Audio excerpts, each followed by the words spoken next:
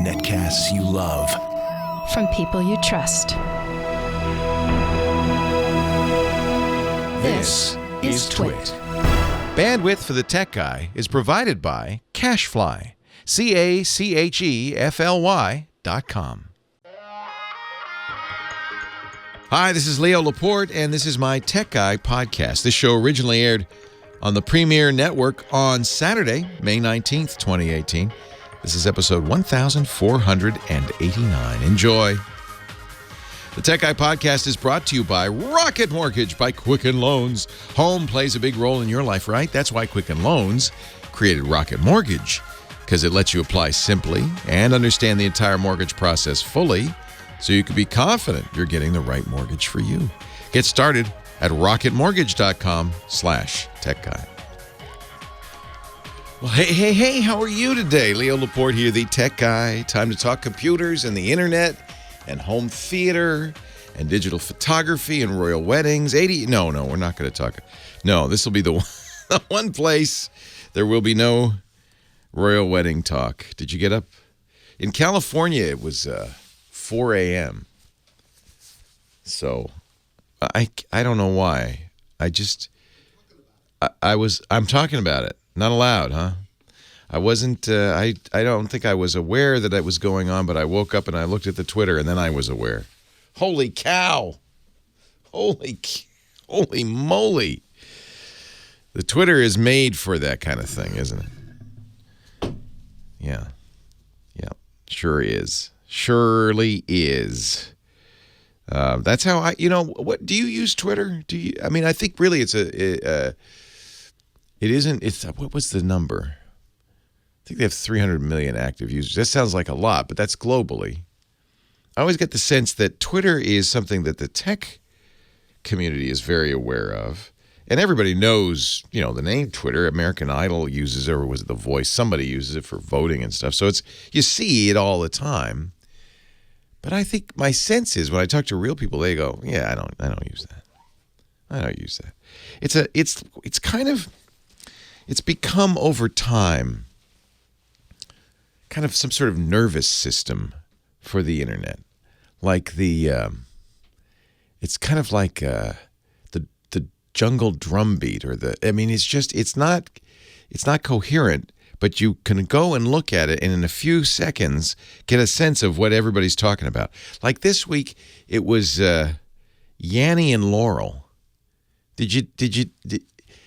I feel like people are making this stuff up just because it's like, oh, it's been a year since the red, green, blue, gold dress. It's time for another one. And I feel like they're playing us. Or maybe they're playing Twitter and thereby playing us. I pledged to myself that I would not talk about the royal wedding or Yanny and Laurel this week, and I've done both now. I'm sorry. I apologize. I don't know what came over me. I don't. I'm sorry. Let's see. There must be something fascinating we can talk about. Something exciting in tech. Google has there's a leak that Google is working on new augmented reality glasses. You know what augmented reality is? It's not virtual reality. Virtual reality is when you put those visors on and the world goes away and you're looking at a 3D world that you can look around in. You can't yet walk around in, but you can look around in and kind of interact as if you're in that world. But it's not.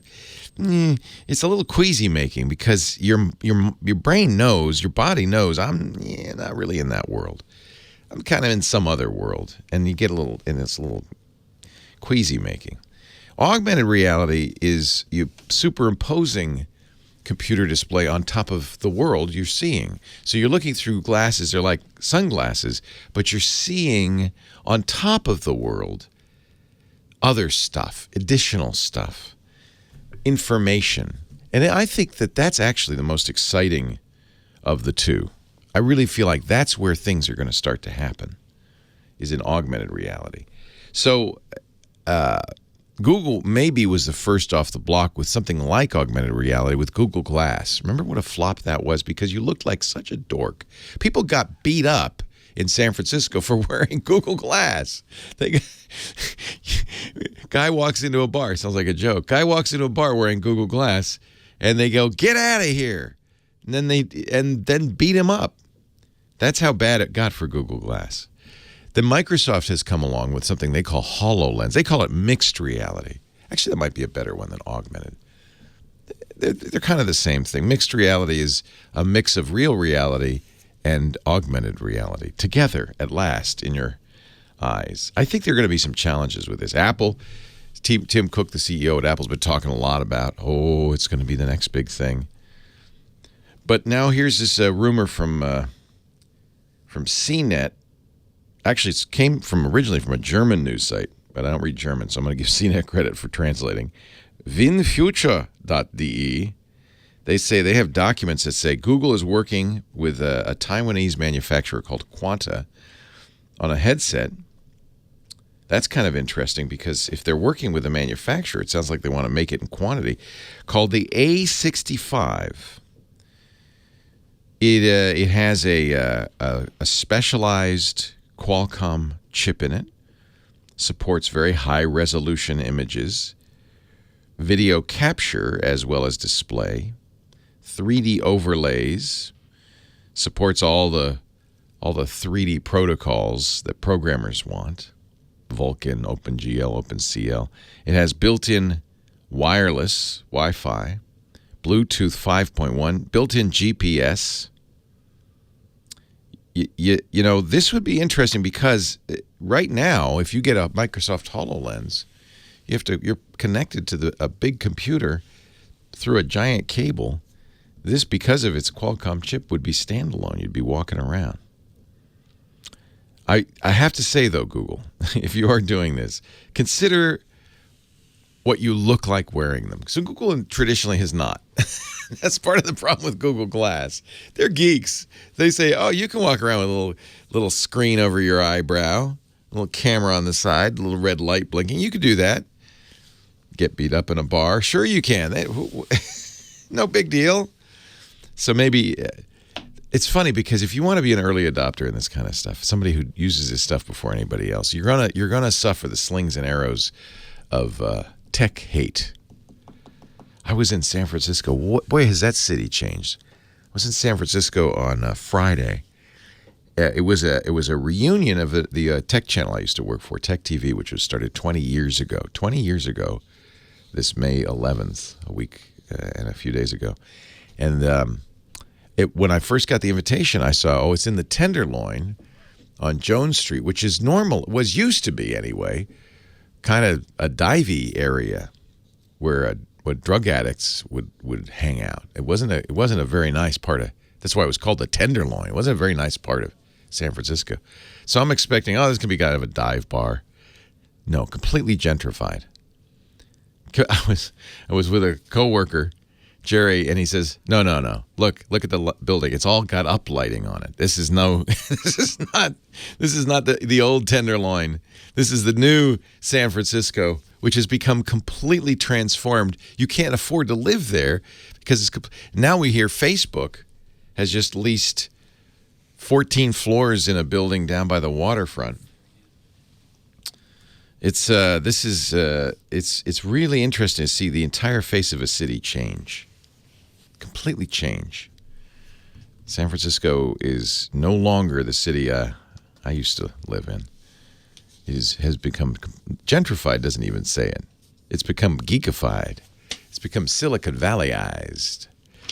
8888 Ask Leo. That's my phone number. You want to talk high tech? This is what I'm here for, really. I'm not here to monologize about the royal wedding or the Twitter. I'm here.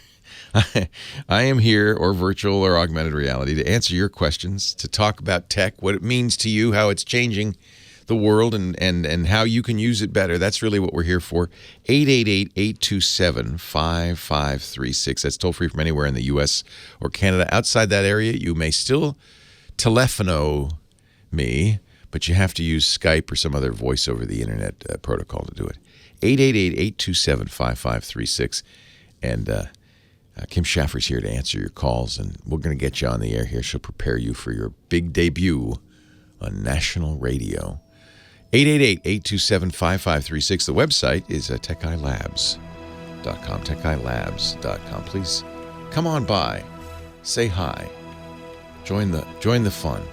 8888 Ask Leo, Leo Laporte, the tech guy. We're going to take a break, come back with more of your calls in just a little bit. Stay right here. Leo Laporte, the tech guy, 8888 Ask Leo. Kim Schaffer is answering the phones. Hello, Kim Schaffer. Good morning. You've probably been to those work reunions, right? Not yet. No? It's kind of like a high school reunion where you go, and this was a 20th anniversary, and I hadn't seen most of those people in 20 years. Yeah. So it's just like a high school reunion where you look, and you're looking, and you're thinking, man, they look so old. Yeah. And then you think, oh man, what must I look like? Well, I know Cron 4 just had one last week too. But, yeah. Well, actually, one of the Cron 4, one of our guys, Dan Kerman, is still at Cron 4. Yeah, I saw him in the picture, and I went, "That guy, isn't that Dan Kerman?" Yeah, he used to work there. And the sad thing is, this was actually an interesting challenge because there's a group on Facebook, an alumni group on Facebook. Mm-hmm. But remember, I dropped Facebook. And then you went back. Well, I just went back because I dropped Facebook and I didn't hear about the party, right? I saw somebody reappear this week. And a lot of people didn't hear about the party. In fact, Michaela Pereira, who's on CNN now, she was actually in tears. They put her on FaceTime at the party. Oh, she said, if I had known, I would be there. See, that's why I can't give it up. I'm just one of those suckers that's going to stick it out no matter what they do to me, because it is the way I keep in contact with everybody and know what's going on. Otherwise, I'd have no idea. Yeah, they put well, that's why I ended up rejoining, because then after the party, so I would have missed it. Fortunately, somebody mentioned it to me. We used the old-fashioned technique. He told me in person, because he was still on Facebook. Works here. Somebody was on Facebook, right? Thank goodness. But then they put all the pictures from the party up on Facebook, and it's like, you can't not be on Facebook. You can't. But I don't want to be on Facebook. I don't want to. I know. You went kicking and screaming. I really hated reactivating my account, but I kind of had to, just to see the pictures. Your stuff did not get deleted, because you were gone more than the 14 days. Well, that's what I did. So the first time I deleted it, because that's something relatively new. I think it's because of the new GDPR, which we'll talk about in a bit. It starts 6 days from now. Mm-hmm. And Facebook added the feature to just delete your account entirely. And I did that at first. And then I thought, well, but what if somebody takes my name? Right. I should probably not do that. So they have a second option called deactivate. Mm-hmm. You deactivate your account. You can, I don't know. I don't think there's a time limit. I think you can reactivate it. Maybe it's 6 months, but you have a lot longer. And by the way, if you do reactivate it, they don't make a big deal about it. They just go, oh, yeah, sure, come on. They don't go, welcome back. No, they don't. No, they don't want to scare you off. They talk very quietly. They tiptoe around. Oh, yeah, okay, you could come back. No problem. And I know you don't want to talk about this, but I can hear them both. That's all I have to say about that. You can hear what? I can hear them both. I can hear both words of that thing that you don't want to talk about. Both words? Yanny and Yanny and I could hear Laurel? them both at different times. I saw you say that. Strange. Yeah. And I don't get it. I was listening. Okay, I'm going to tell computer. you. I didn't want to talk about it, but I'm going to tell you why it's really stupid. Okay? Okay. One of the voices, Yanny, is really high pitched. Is high pitched. One of the voices, Laurel, is very low. Yeah. And what we found is we played it back on a laptop, and it only sounded like Yanny because the speakers couldn't reproduce the lower. But I only listened to it on my laptop from the very same link, and I could listen. You must have a very good laptop with good low-end speakers. It's just the MacBook Pro from 2013. That's what we were listening. That's exactly what we were listening to it on. But yeah, I would hear it. I would listen to it, and then I'd go back to it in 10 minutes, and I would hear something completely different. And I was sitting in the same room with people that one heard one and one heard the other, and I could hear both, and it was tripping me out. Tripping you out? I'm like, dude. And I don't know if that's because I'm at that in-between age where I can still hear. No, it has nothing to do with age. Everybody was in the room. The entire we had a staff meeting. We did this. Did you? So there was 20 people in the room, and we played it back on the laptop. No one heard anything but Yanny. Really? Yeah. One person heard Laurel. And then we played it back on we brought in a nicer speaker and played it back, and everybody heard Laurel and nobody heard Yanny. Yeah. So to me, when that happened, I thought, oh, this is dopey. This isn't meaningful. This is just somebody, there's a high end and there's a low end, and it has to do more with the speakers that you're playing. Well, if I had listened to it from different devices and from different links, I would have been like, See, I didn't want to talk because about I was this. listening on the very same device from the very same original. That was source. weird, but you're weird that way. I don't think that's normal. I think most people, it really has to do with the reproduction system. And they were saying things like, well, it has to do with how old you are and your hearing and stuff. Right. I don't think, well, I mean, it could. Of course, if your hearing is that depleted. But it was very clear in a room with 20 people. Right. So to me, it's bogus. Now, the red dress, black, gold dress thing. That was blue and black. That was real. That was not bogus. But I hate it. I feel like somebody was trying to make a viral thing. And that bugs me. That one I never saw gold and white. I only saw blue and black. That happened organically. I don't think clearly the Yanni Laurel thing. That was a setup. Somebody was trying to make it, and I don't want to give them any. So it's too late now. Anyway, We're just too giving late. them complete plug.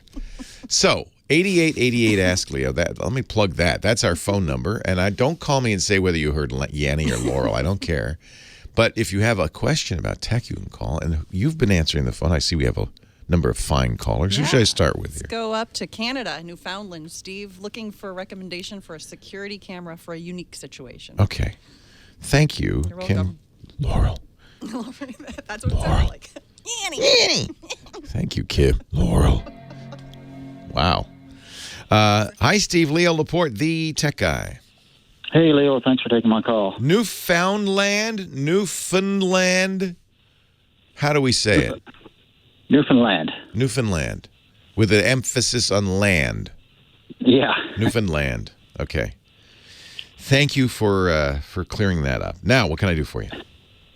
Leo, I'm looking for a security camera for a off-grid cottage, something that can run on the cellular network, and something that's motion activated that can just take a picture and possibly email it to me. I was wondering if you had any. Yeah, they all will do the latter, and you really do want that, because if you're running off a cellular network, which I take it when you say off grid, you mean not that you don't have power, but that you don't have Wi-Fi.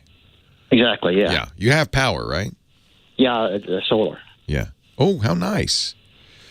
And so all of the security cameras that are on doing that are going to not be continuous, because you don't want to use continuous bandwidth. You want to have something that will only send you something when something has happened, right? Exactly. Yeah.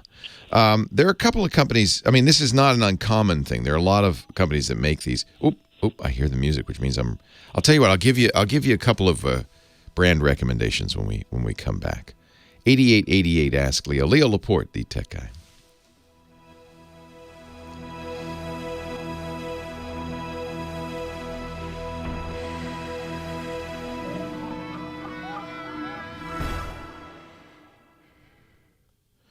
Probably the one that I would, most of the ones that you see, like Dropcam and Nest Cam, are absolutely require Wi-Fi. But probably the one I would recommend is made by, I think they still sell it, it's made by Panasonic, which is a good name. And Panasonic does a good job with Wi-Fi and not Wi-Fi, with 5G, 4G, LTE. So the question is, probably for something like this, it's best to go to the cellular carrier you're going to use. Do you know who you're going to use up there? Yeah, it's going to be Bell. So I would go to Bell, because it has to work with Bell, right? You could get the Panasonic. It's called the Nubo, N-U-B-O. They sell it in Europe because Panasonic has its own, what we call MVNO, cellular service up there. But I don't know if they offer it in Newfoundland. So I would actually probably say call Bell, because you're probably going to get it from Bell, right? You have to have a SIM in it. It has to be, you have to pay Bell, monthly fee and all of that. So you're going to want to make sure that you get something that works with them. If they have the Panasonic, it's a really cool one. It's 2G, 3G, LTE. It's weather resistant. I imagine that's fairly important to you. Yeah. And so I think that's a really good choice. It has infrared, which means you could see stuff at night as well as in the daytime, which is really good. But again, it's meaningless if Bell doesn't support it. So you have. That's why I would ask Bell. But if they say, hey, do you support the Nubo NUBO? That would be the one I would get. And, Okay. it has exactly what you want, which is that motion detection thing. Because you don't want it. Do you want it? You don't want it streaming all the time. No. Yeah. Just to send photos, right? Yeah. Let me see if they're still selling it. I think they are. Yeah. NUBOcam.com. It's probably the best to get. It's the Eagle Eye. NUBOcam.com. But I would make sure that it will, work on Bell. Okay. Okay, I'll look into it. Thanks for calling. I appreciate it. Take Thank care. you. Eagle Eye is a good company. I think Panasonic's actually reselling this. Would be my guess.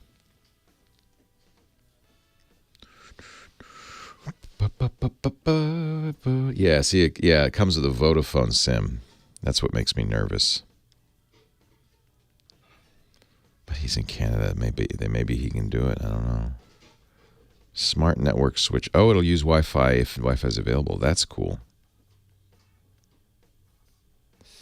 Let's see if the Wirecutter has any. Hey, Scotty. Hey, Leo. How you doing? I'm great. How are you? Good, thank you. So I've been reading. I want to see this 2001, but have they announced what theaters it's going to be? They have, and I saw it yesterday. Oh, my God. Well, let's talk about it then. Yeah. Yeah. That's awesome. Is that what you wanted to talk about? That's what I had in mind. Okay. The best security camera. Security cameras, ethics, and the law. Whoa. Ooh. Ooh, they like the Nest. And I have a Nest. I do have a Nest on my outdoor camera. That's the one that saw... Oh, an Arlo. But see, these are all Wi-Fi. That's the one that saw the woman drive over my mailbox.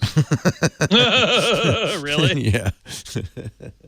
He is Scott Wilkinson, our home theater guru. Hello, Scott. Hey, Leo. 2001, A Space Odyssey. You mentioned this last week, and I got all excited. So they announced this, and they showed it at Cannes, right, at the film festival. They did. Mm-hmm. It isn't. It's a 70 millimeter unrestored print. Yep. What does that mean? Unrestored? Don't you want to restore it? Well, I would think so, but Christopher Nolan was the prime mover in this project, apparently. And he's very well known for being a traditionalist. He likes film. He doesn't like immersive sound. He's the guy who did the Dark Knight movies, right? And he did. What else? He did Dunkirk. Dunkirk. That's the one I was trying to think of. Yeah, that was really good. I like his stuff. Oh yeah. So what this was they took the original film was shot and released in 1968. So this is the 50th anniversary. Wow. So 2001, if you can believe that. Wow. And so in 1999, they took the original camera negative, or what's called the original cut negative. So you have film in the camera, you shoot the shots, you then splice it together, you make the original negative. So now people forget in the old days, the movies would be distributed in these big film cans to the theaters, and they had a projector. Right. They probably don't forget this, but you had a projector and you played it. Nowadays, I think most theaters are digital. They distribute them on a hard drive. On a hard drive or a satellite download. Yeah. So you're saying they had, and when they got it in the old days, you'd get a copy of the original negative. Correct. It's actually the one that you see in a theater, you saw in a theater, is a third generation analog copy. So there's the original negative. They make something called an interpositive, in which they do the color correction. Then they make an internegative, and from that they make the final prints that go out to the theaters. Okay. So in 1999, they made an interpositive from the original cut camera negative. And so now, fast forward to 2017 probably, Christopher Nolan his team took that original, that interpositive that was made in 1999, which is closer to the original vision of Stanley Kubrick, and they made basically new prints. They didn't do any restoration. They didn't do anything, basically. They just struck new prints. They struck a new inner negative, and then they struck new prints. So it'll be a high-quality copy. But I think the reason he's emphasizing unrestored, which is kind of funny, is because of Star Wars. That Lucas kept taking Star Wars, the original Star Wars, back and redoing the graphics, changing the story, re-editing it. Right. And so the quote restored, a lot of people, it's hard, you can't find it. In fact, you have to kind of use a pirate version if you want to go back to the Star Wars you saw as a kid. Right. When it was first in the movies, episode in the 4 you saw as a kid. Because you can't get it. All the re-releases have been, quote, restored. So I guess that's the point Nolan's making. Well, plus the fact that if they were to actually do restoration, and for example, there are a couple of tears in the original camera negative, the original cut negative. And so had they gone and done an actual restoration, they would have had to take it into the digital domain. Right. In order to fix up those things. And Nolan did not want to go into the digital domain at all. Did you see the tear? I mean, when you were watching it? In fact, I did. You said, there it was. It's in the Dawn of Man sequence. Oh, that's hysterical. The Warner Brothers press release says, and this is why I think they're thinking about the Star Wars thing. This is a true photochemical film recreation. There are no digital tricks, remastered effects, or revisionist edits. That's aimed right at Star Wars. Straight at Star Wars, no doubt about it. Yeah, no doubt about it. Oh, I want to see it. Are they showing it? Yes, you can see it in San Francisco, actually. They're only showing it. Believe it or not, Warner Brothers only made 8 prints of this. And so they're showing it in 4 different cities around the country. Well, first of all, you have to find a theater that has a 70-millimeter projector. Correct. Now, if you go to avsforum.com, you will read my review of the thing that I just saw, the new prints. Is it worth it? Is it worth it? I'll tell you in a minute. First of all, I will say there are 4 theaters you can see it in around the country. Yeah. The ArcLight Hollywood in Los Angeles. Okay. The Castro Theater in San Francisco. Oh yeah, that's a great old theater. They have an old theater. That theater is so old they have an organist. Seriously. He plays before the show, and then when the movie's about to begin, the organ recedes into the stage. Into the stage, yes. The El Capitan in Hollywood has that too. Oh, I love that. The Music Box Theater in Chicago, another grand old theater house, and the Village East Cinema in New York. So you got to live in a big metro to see this. You do. And those are the theaters that have 70-millimeter projectors. How many theaters have those anymore? Not very many. Right. So I went to the ArcLight in Hollywood, which is where the famous dome is. You know the famous Cinerama Dome. That's there. And they're showing Star Wars in that theater, but the tickets sold out minutes after they went on sale. And I didn't get in time. And to tell you the truth, that's okay with me because the screen in the Dome Theater is so curved that reflections from one side of the screen to the other can tend to wash out the picture. That's not good. Which is not good. Not good. So I got into one of they actually now have 3 theaters showing it in 70-millimeter. They have 3 of the 8 prints. They have 3 of the. That is correct. Wow. Correct. Wow. Which is very interesting. Anyway, going to see it was great. It's very nostalgic. I saw it when it first came out as a kid. I was like 15 years old or something when it first came out, and I went and saw it, and it was amazing, just amazing.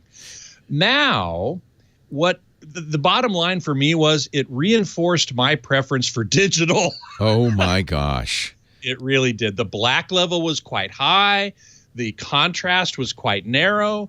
I could see lots of dirt and dust and stuff, and that tear in the near the beginning was very clearly obvious. And so, as fun as it is, I said to myself, I'd rather watch a Dolby Vision, high dynamic range, funny, low blacks.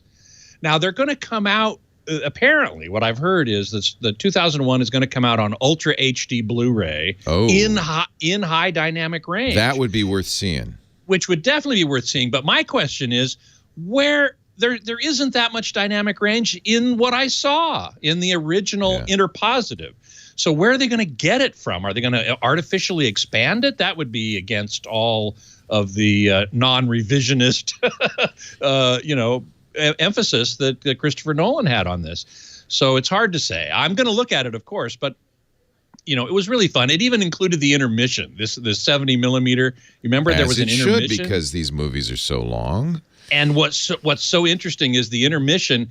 You could see little dirt and dust and stuff. That's just black frames. The film is continuing to move through the projector during the intermission. Well, of course it is. You have read Scott's review at the avsforum.com. He has an embedded video comparing the Blu-ray to the new print, and frankly, the Blu-ray comes off looking better. We ran out of time. We didn't get to talk about sound. Just thumbs up, thumbs down on the sound in the new one. It was pretty good, kind of bright and harsh. Yeah. Leo Laporte, the tech guy. We're going to go back to the phones right after this.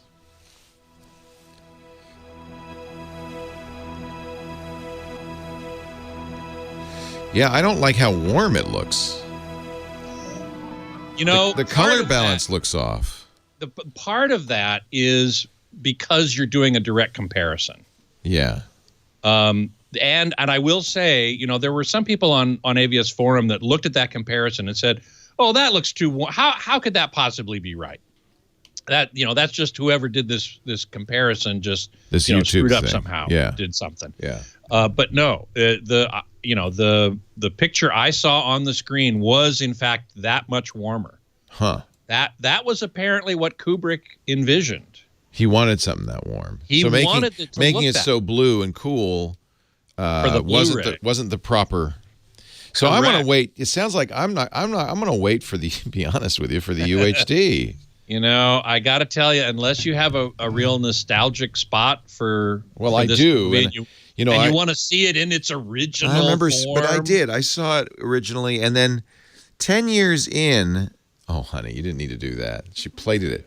10 years in, they did a tour with it. In fact, I seem to remember a bunch of movies being re-released in what was it? Would have been 77, 87? Would have been 78. 78.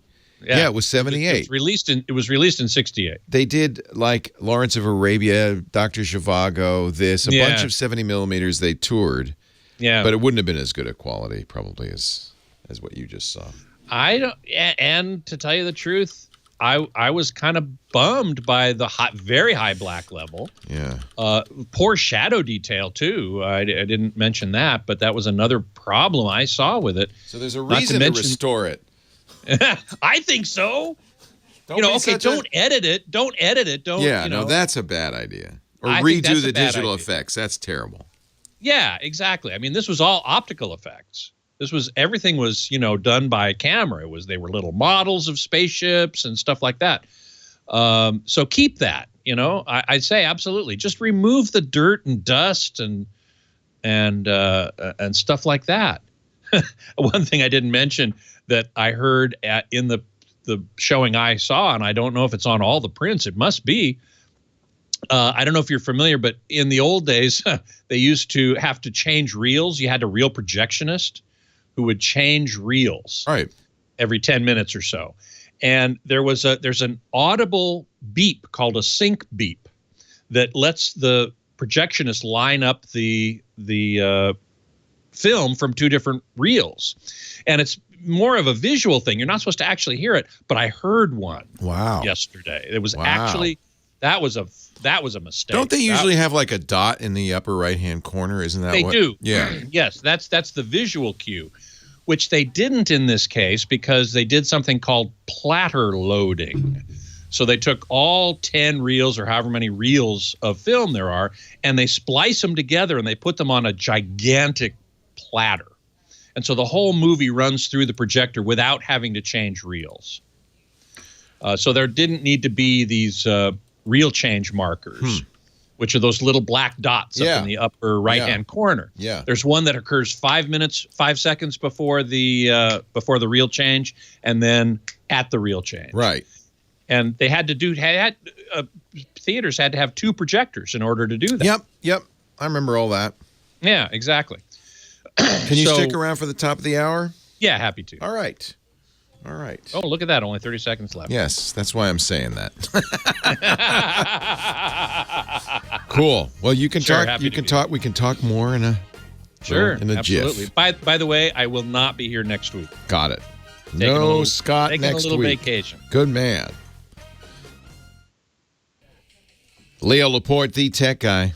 8888 Ask Leo. So that must make you feel good.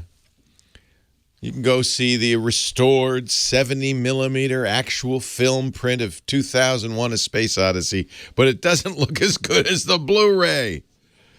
So, I mean, it's obviously for people who, are purists. I want it to look the way it looked when I saw it in 1968, as opposed to somebody like Scott who says, I want it to look as good as it can. I do love that movie, 2001. I wonder, though, I haven't seen it in quite some time, how well it holds up. Obviously, none of the things they said would happen in 2001 did. We're not living in a space station, flying to the moon. None of that. 8888 Ask Leo, that's the phone number. I mentioned that I would talk some more about LTE-based cameras. It turns out there aren't really that many. Almost all of the security cameras out there use Wi-Fi. But this Panasonic Nubo, which is from Eagle Eye, looks like the best choice. And it's still available, Nubo Cam, NUBOcam.com. But as far as I can tell, it's a European edition. It's designed to work on Panasonic's own cellular network in Europe. So you'd probably want to inquire. What I ended up telling our callers, inquire from your cell company. What do they have? What do they support? He's up in Canada. He has Bell. Call Bell. Say this is what you want. Because they're going to have to provide the cell service, right? So it has to be compatible with that. 8888 Ask Leo, the phone number. Let's go to Parkland, Florida. Manny is on the line. Hi, Manny. Hi, Leo. How are you? I'm well. How are you? Good. Nice to talk to a fellow Rhode Islander. Ah, yes. So you're a snowbird. No, we moved down here 4 years ago. We're permanent residents now. Escaping the snow, however, right? Yes. And I bet you're glad this winter that you're in Florida. Every winter that we look back on. Yes. So what can I do for you? So I am trying to store.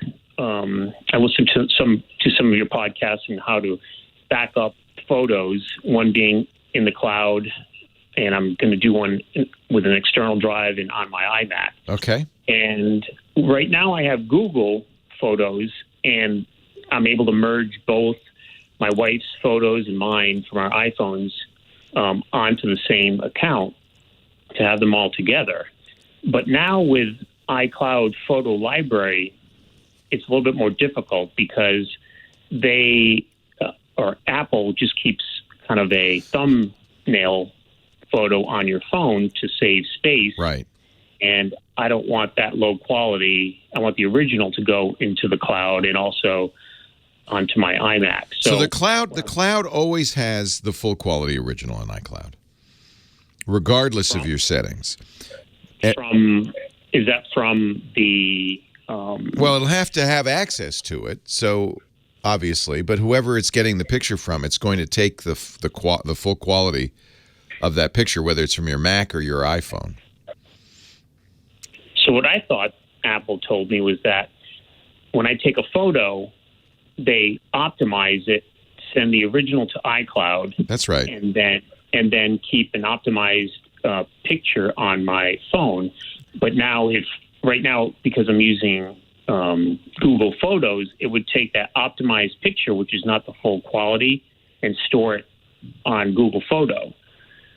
Well, Google Photo is going to have access to it when you take it. So unless you hold off on uploading to Google Photo, it'll give access to the original. Apple doesn't delete it right away. The other thing is that you can change the Photos settings for Apple and say, keep the original on my phone. You don't have to let them do that. You can turn off, there's a checkbox next to optimize phone storage. You can uncheck that and check download and keep originals, and your phone will have the originals. They'll take up a lot of space. But that way you'll guarantee that any other system you use, including Google Photos, will have access to the originals. But it takes a while for Apple to, it's not, take the picture and immediately does, get rid of that high quality picture. Let's upload it to the cloud and then get rid of it. It takes a little while to do that. And in that interim, usually Google has access to the high quality. If you notice, though, you can tell just by looking at the size and somewhat the quality. Although I have to say, the way we look at photos these days, you may not be able to notice the difference between a so-called high-quality version of the image and a reduced quality version of the image. They're pretty good. It's just they squeeze the JPEG a little more. Right. Well, I'm trying to figure out which the best, way, if I should just drop the Google Photos and just get a 2 terabyte iCloud. Apple charges a lot more for iCloud storage than Google does. In fact, Google just dropped the cost of 2 terabyte. They cut it in half. So I'm not, and also I don't trust Apple. They're always changing this stuff. And so next year, Apple could decide, what people really want and do it all and do different things. And it bugs me. I also don't like having a single cloud. I use both. And I also use, if you have Amazon Prime has unlimited storage as well. So you can choose the one you want. Yeah, and I understand your concern that Apple is downsizing the copy on your phone, and that may get copied up to the other cloud storage service. And you're right, you can't guarantee that that's not happened. So I don't see any, frankly, reason to use iCloud. I don't think iCloud services are as good. I don't think their cost is higher. They push you, right? You're always getting reminded by Apple, oh, you need more storage. You should buy some iCloud. It's no accident that iCloud and the other Apple services are becoming a big part of Apple's business.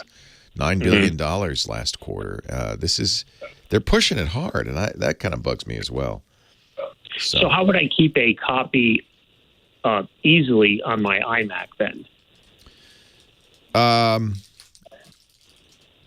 You want the full quality copy on your iMac? Yes, because what I do is I'll use Time Machine to store it. That's actually a good idea. Have a local backup of the full version. And these are photos you're taking on your iPhone, I take it. Right, and also ones I've had from 12 years ago. Yeah. So syncing with iTunes is the way to do that. And you can either do it by connecting with a cable, or you can turn on Wi-Fi sync and let it do it. That's the best way to do that. And then Time Machine will be able to retrieve it from iTunes to put it on. Yeah, what it does is it puts it in Apple Photos and then make sure your Time Machine's backing up photos, which I'm sure it does by default. That's probably the number one thing you want to back up. So my photos, if I'm not going to sync it to iCloud Photo Library, my wife already is doing that, so I'll have to figure out what to do. But, with a 64 gig phone, I'm going to have to unload some of those pictures onto, I guess, photos periodically. That's why Apple does this, because people, I can't tell you how many people would come to me and say, I need a new phone. My phone is full. I say, well, you're keeping every picture you ever took on it. Just delete those. Google Photos has a nice little feature in it that once a photo is backed up, it has a button in the Google Photos that says delete the backed up photos. And it will only delete photos it has a good quality copy of on Google. So that's the same thing, but you have to do it manually. And I think that's frankly better. Okay. All right, great. Yeah, I maybe it's just from years of abuse from Apple. But Apple's services mobile, remember Mobile Me? And even iCloud was really suffered for a long time. I just don't fully trust their cloud capabilities. Meanwhile, Google, Microsoft, Amazon, these are the kings of the cloud. They seem to know what they're doing. More of your calls still to come. Don't forget our website, techguylabs.com. Leo Laporte, the Tech Guy. Our show today brought to you, our podcast brought to you by Rocket Mortgage from Quicken Loans. Quicken Loans, easily the best lender in the country. So much better than that big bank. bigger, but also better in terms of customer satisfaction. 8 years in a row, #1 in customer satisfaction, according to J.D. Power.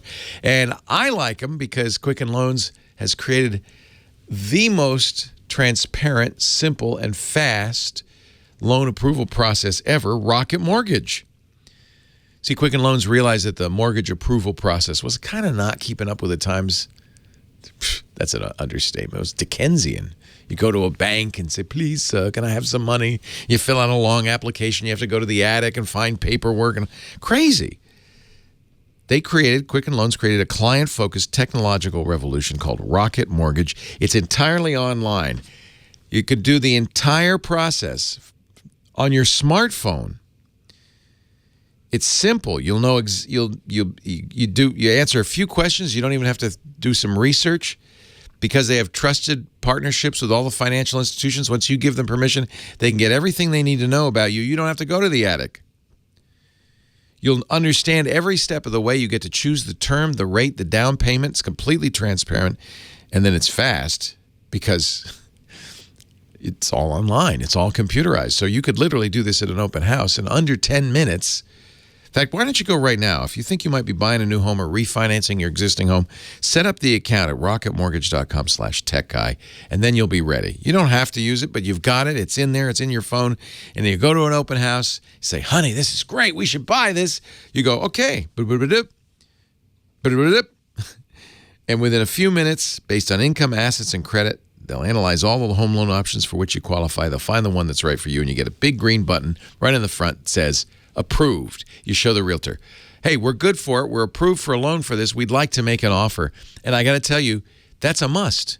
That puts you right up the front of the line. And it's a competitive line these days, buying a new home. Rocket Mortgage from Quicken Loans. Apply simply, understand fully, mortgage confidently. Go to rocketmortgage.com/techguy, rocketmortgage.com/techguy, equal housing lender, licensed in all 50 states, NMLSconsumeraccess.org, number 3030. Rocketmortgage.com/techguy. We thank them for supporting the Tech Guy podcast. All yours, Mr. Wilkinson. Thank you very much. Get the glare off of that so you can read it clearly. Reading it clearly would be very nice. So, we didn't get a chance to talk about the audio. It is 5.1, not surround or anything. The original was what's called 6-channel, so that was pretty easy to put into 5.1. And it was quite a bit lower in volume than modern movies. I found that very interesting. I measured the levels, which are in my review on AVS Forum. And the average, which technically called the LEQ, was 80.1 decibels dBA. Now, reference level is 85, so that's nearly 5 dB lower than reference level, which is significant. I have to say, I mentioned briefly there as we were getting off the air that it also sounded kind of harsh to me, kind of bright and peaky. Part of that might be because it was actually DTS audio, and DTS audio has a reputation for being kind of bright and harsh. And they did it in a relatively traditional way, not going all the way back to 1968.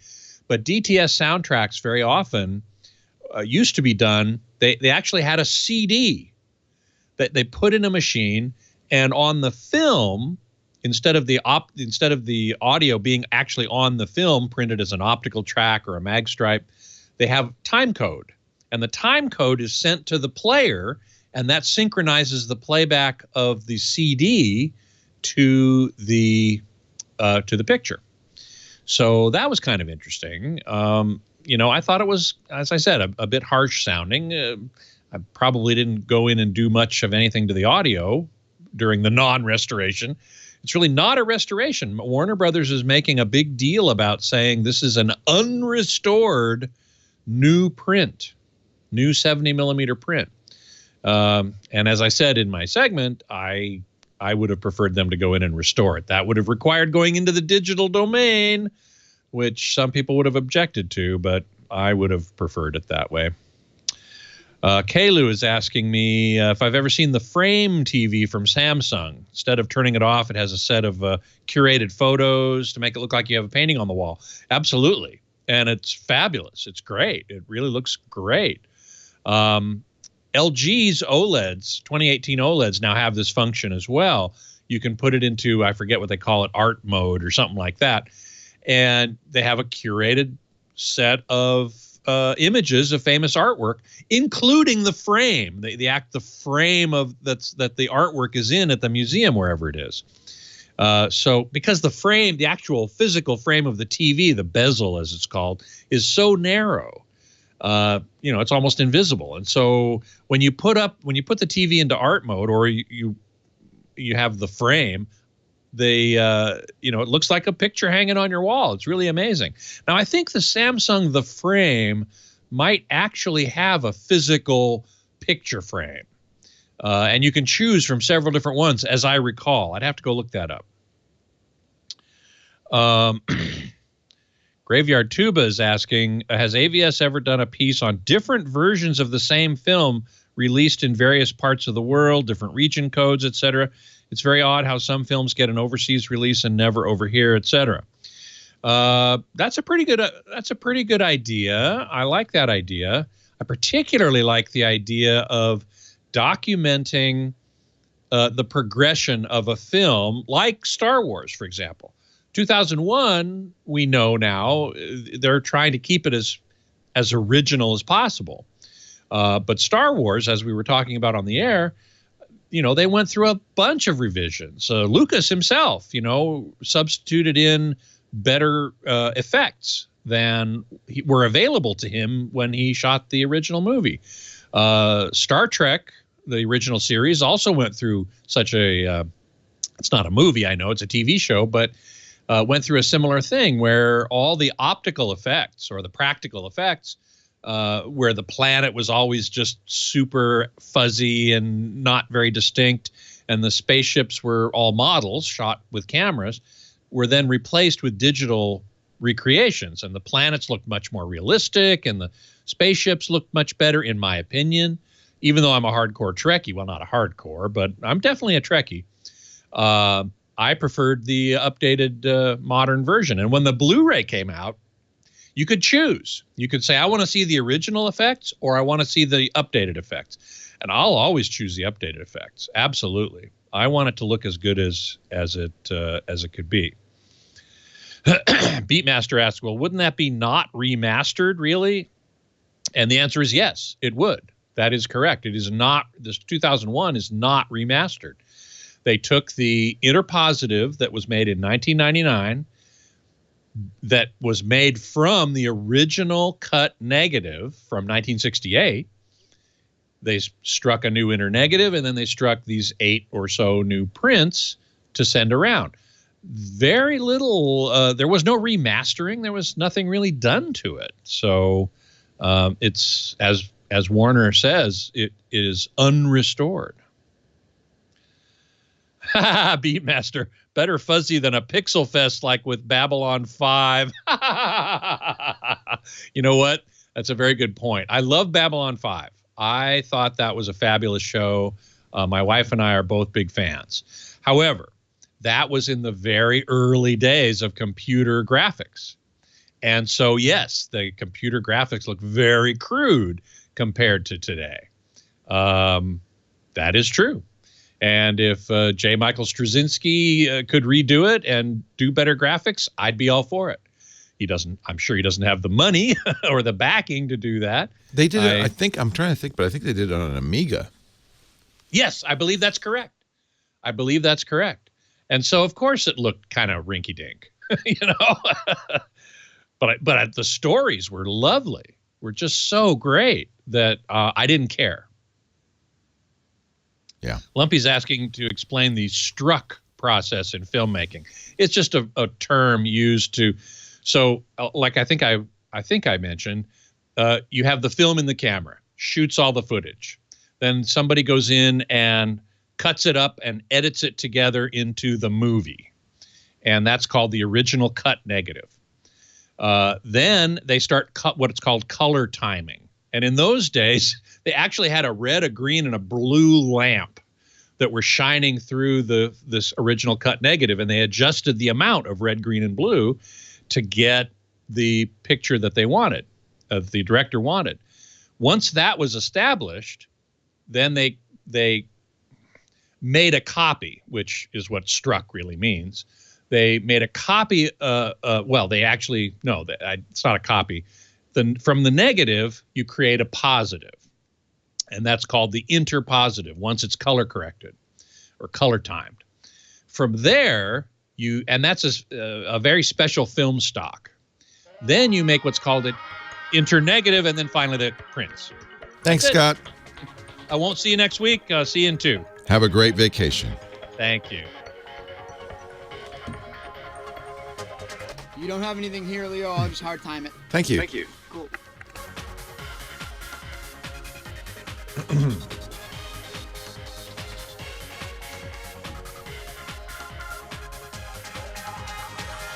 Well, hey, how are you today? Leo Laporte here, the tech guy. Time to talk computers, the internet, home theater, digital photography, smartphones, smart watches, augmented reality, digital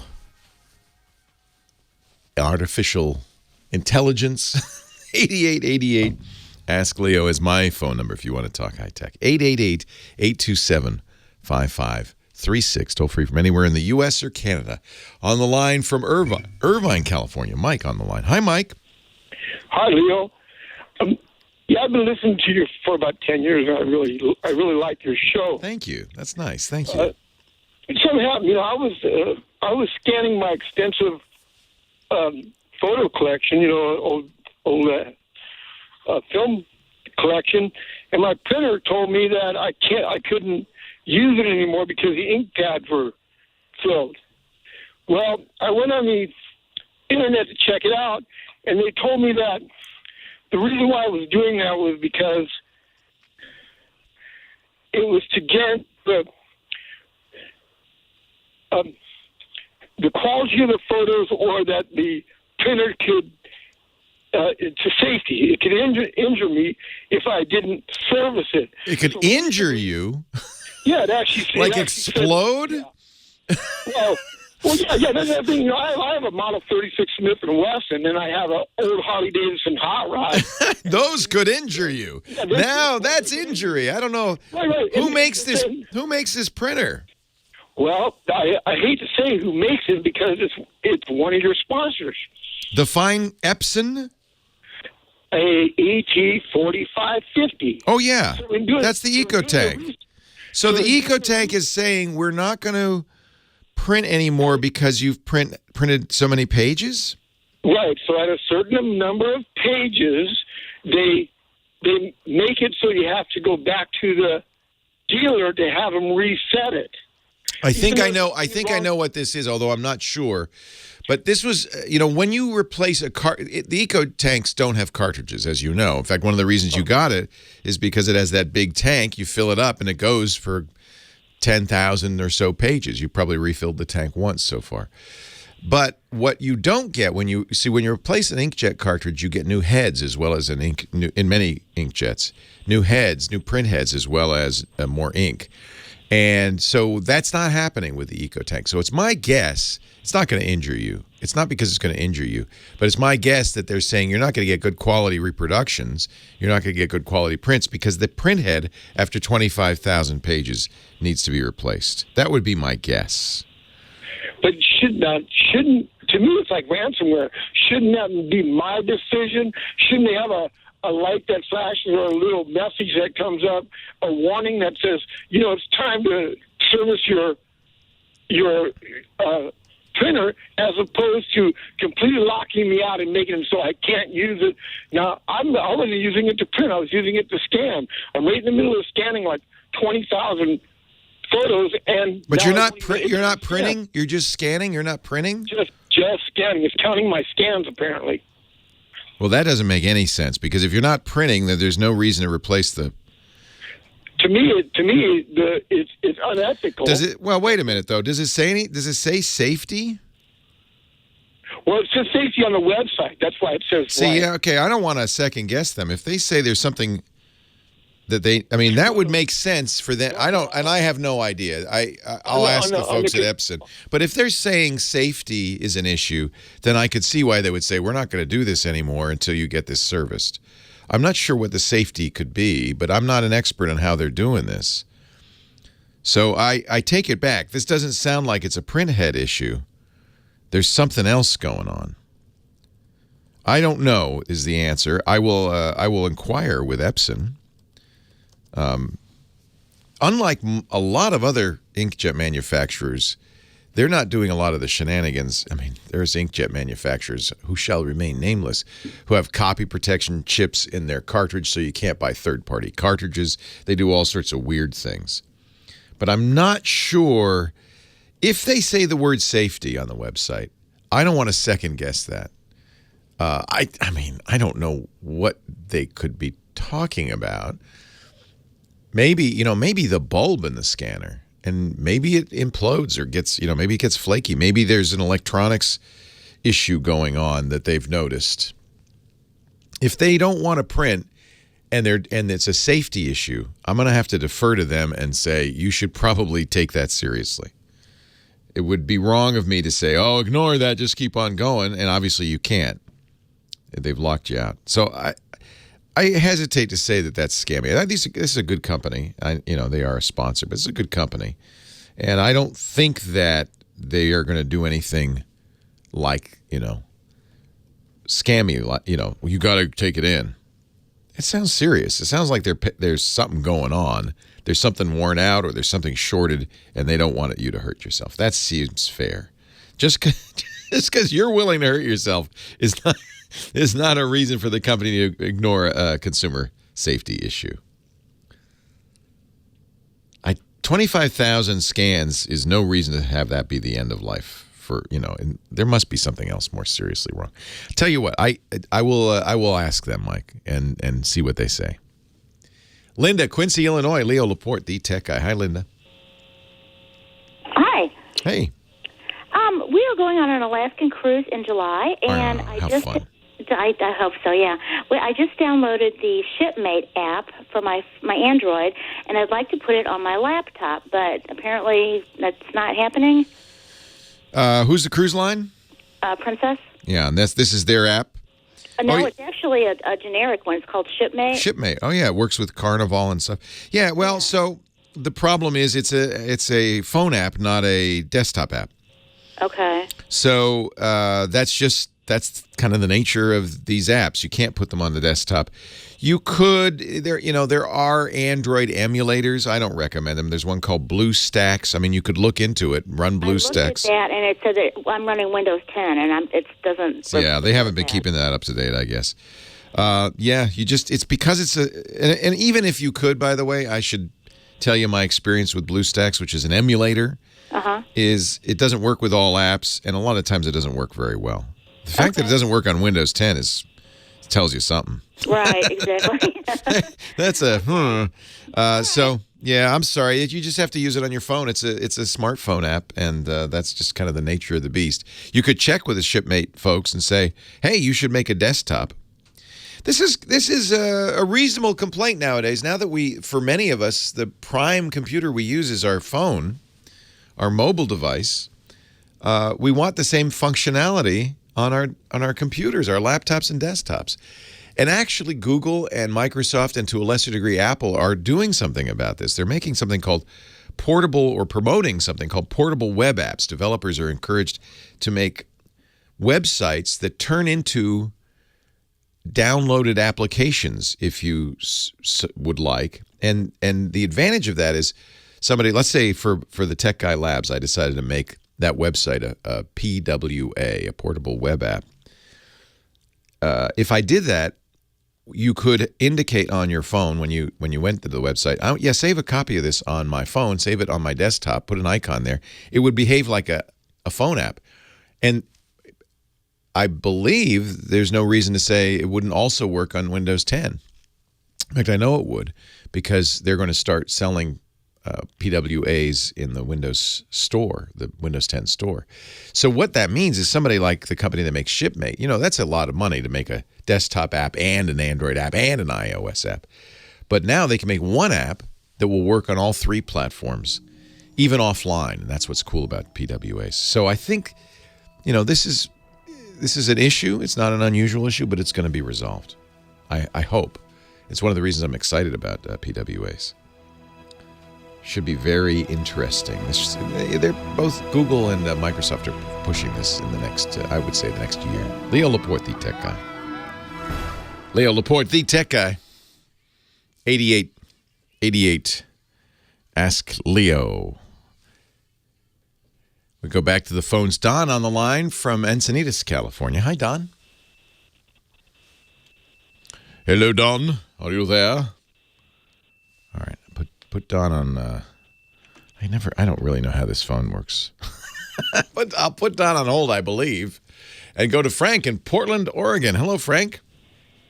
Hello, Leo. Hey, we got our little church group, and occasionally we have some interesting speakers come in, so they like us to video that. And I video it on a Vixia HFR60, which gives me some MP4 videos. But the problem is the Canon video camera likes to chop up when we record a full hour. It likes to chop it up into 4 different segments. Right.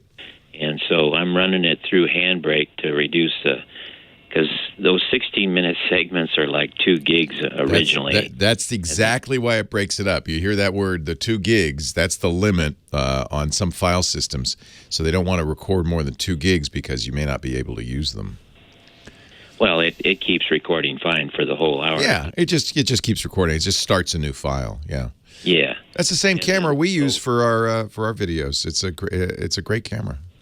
Yeah, but the question is then after I run it through Handbrake, it's more manageable down to 130 megabytes. But I want to put those 4 segments back into make it one long 1 hour show again. And sure. What software is best for that? Any video editor can do that, and there are free video editors that will just stitch the video together, but you might want to get something a little bit more capable. So if you want something that you can, put titles onto it, which you might want to do, or,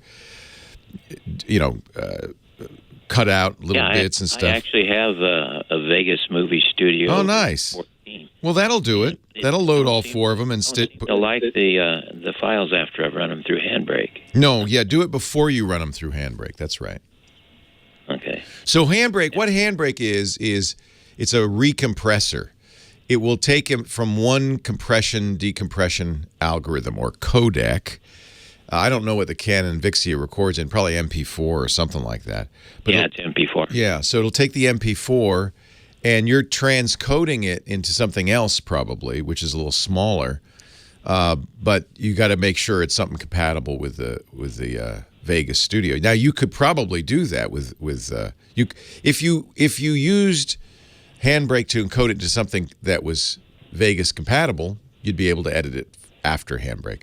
But my suggestion, generally you want to do this, is edit the original. I know they're big, but edit the original, stitch them together, then Handbrake it. Yeah, with my slow computer, it takes me 16 hours to produce a 1 hour show. Hi-yo. Hi-yo. Well, okay, so you're recompressing it with Handbrake. That makes it incompatible with Vegas, but it may well be that there are other programs that can read it and stitch it together. For the chat room. Yeah, Avid, they're recommending something called AVI Demux, which is a free program from SourceForge.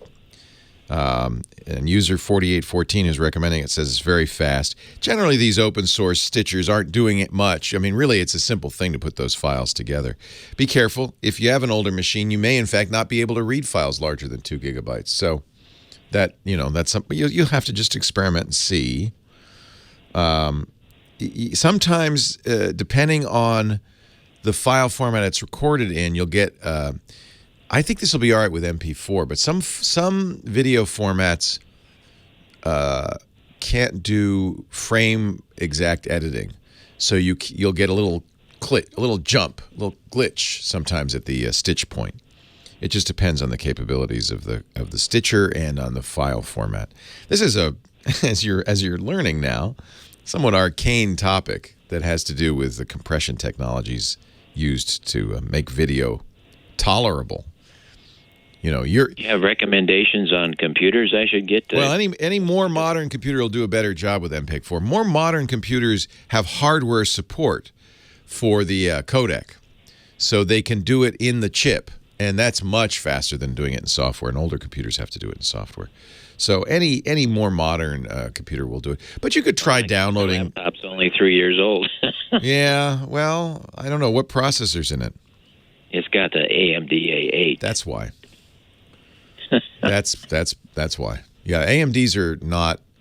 They've gotten better, but in that era they were not very good. So, but you save money. So there are other choices. In fact, you mentioned the chat room. If you are able to see the chat room, or if you want to go to our show notes after the fact, because James Ruvo captures all the recommendations that's in the chat room. I already see they've got 3 or 4 programs that they recommended: MKV, Toolnix, things like that.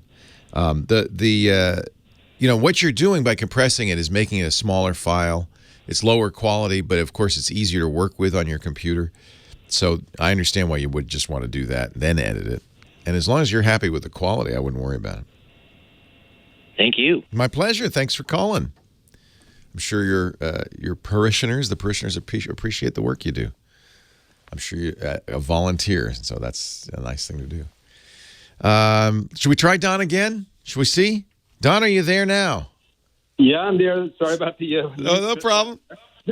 Anyway, I got a 2-part question, both relating to cutting the cord. The first of which is I'm selecting a modem to replace the one that's supplied by the provider now, which is Spectrum. Always a good idea. Yep. Yes, I've probably paid for it 6 times over already. Oh, it's outrageous. Comcast now charges something like $12 a month for the modem rental. They don't even mention that you could replace it with your own modem. Yeah, and this is $10, and it's been a long time. Yeah, and you could get a good cable modem for under $100. So do the math, I just ordered one, and it said it's compatible with the provider, Spectrum's. That's key. That's key. You have to make sure Spectrum approves it. Okay, so then when that process, you just contact the provider and say that you're switching out. Is there anything else I need to know when I do that? Usually, that's all that's necessary. You'll get the new modem. You'll plug in the cable from the wall into it. You plug in the power. You'll take the Ethernet out of the modem and put it into your router. Remember, it's not going to have a router in it now. You're just getting probably getting a plain old cable modem, so you'll have to have your own Wi-Fi router and all that. I just replaced the routers as well, so that's good. That's another reason it's good to do that, because a lot of providers put them together, and usually you get the worst of both worlds by doing that. So that looks like the case, yeah. I generally recommend people go to the Wirecutter. They have very good cable modem reviews. What did you get? I got a, let's see, it's a... the brand is, the Orbitz was the router. Good choice on that. That's the Netgear. I like that a lot. Yeah, and that's the Netgear router modem as well. Yeah, good. That's what Wirecutter recommends, is the Netgear cable modem. So sounds like you're in good shape. Yeah, you may need to call the provider and just say, hey, this is the new equipment. You might need some numbers from that equipment. But often all they do is they send a ping down the line that says, hello router, and it all works fine. I've done this many, many times. And even though they make a lot of money off of you, they usually are pretty accommodating. Leo Laporte, the tech guy. Yeah, you'll need, and it'll be on the bottom of the cable modem, the MAC address. And there's another address you may need as well, but they'll both be on the label on the bottom of the cable modem, so it'll be very easy to do.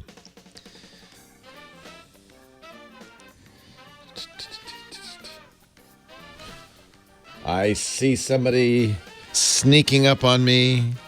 Hi, Johnny. How are you, Leo? I'm great. It was so nice seeing you last week. Thank you for coming in. You too. It was short but sweet. Well, I felt bad because you drove all the way up, and I didn't get much time to talk to you. And what I'm really sad about is I didn't get to see Jack. I know. I'm sorry too, but he fell asleep on the 40-minute ride up. Of course he did. And it's tough for him to have a good nap. So, and if he doesn't have a good nap, yep, it's a long day. Mom and Dad pay. Yeah. So you're home, which is nice. Yes, I am home. Although I thought I was going to be home for the week, and I had to go to Florida for a couple of days. Oh, just got back yesterday. Is your dad okay? My dad was in the hospital, so I went to go check up on him. Is he doing all right? Yeah, he's doing better now. Oh, good. But it was a little scary for a little bit. Yeah. He's 89. I know. So that's why I try and go visit him every couple weeks. I know you got to cherish him. He's been everywhere, man. He's Johnny Jet. He's breathing the mountain air. He's our traveling guy. He goes all over the world and helps us each week travel better with technology. Johnny Jet's home. Hey, Johnny. Hello, Leo. Good to see you. Good to talk to you. You too. You too. It's rare to see you at home.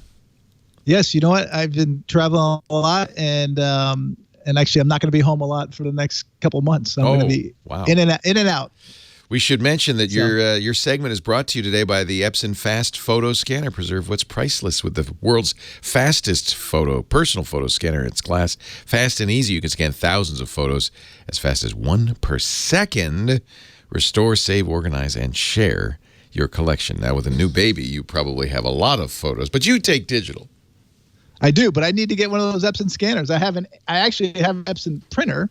But I need to get the new scanner. This when you visit Dad next time, because I do this with my mom. You know, they have photos in a box. And right.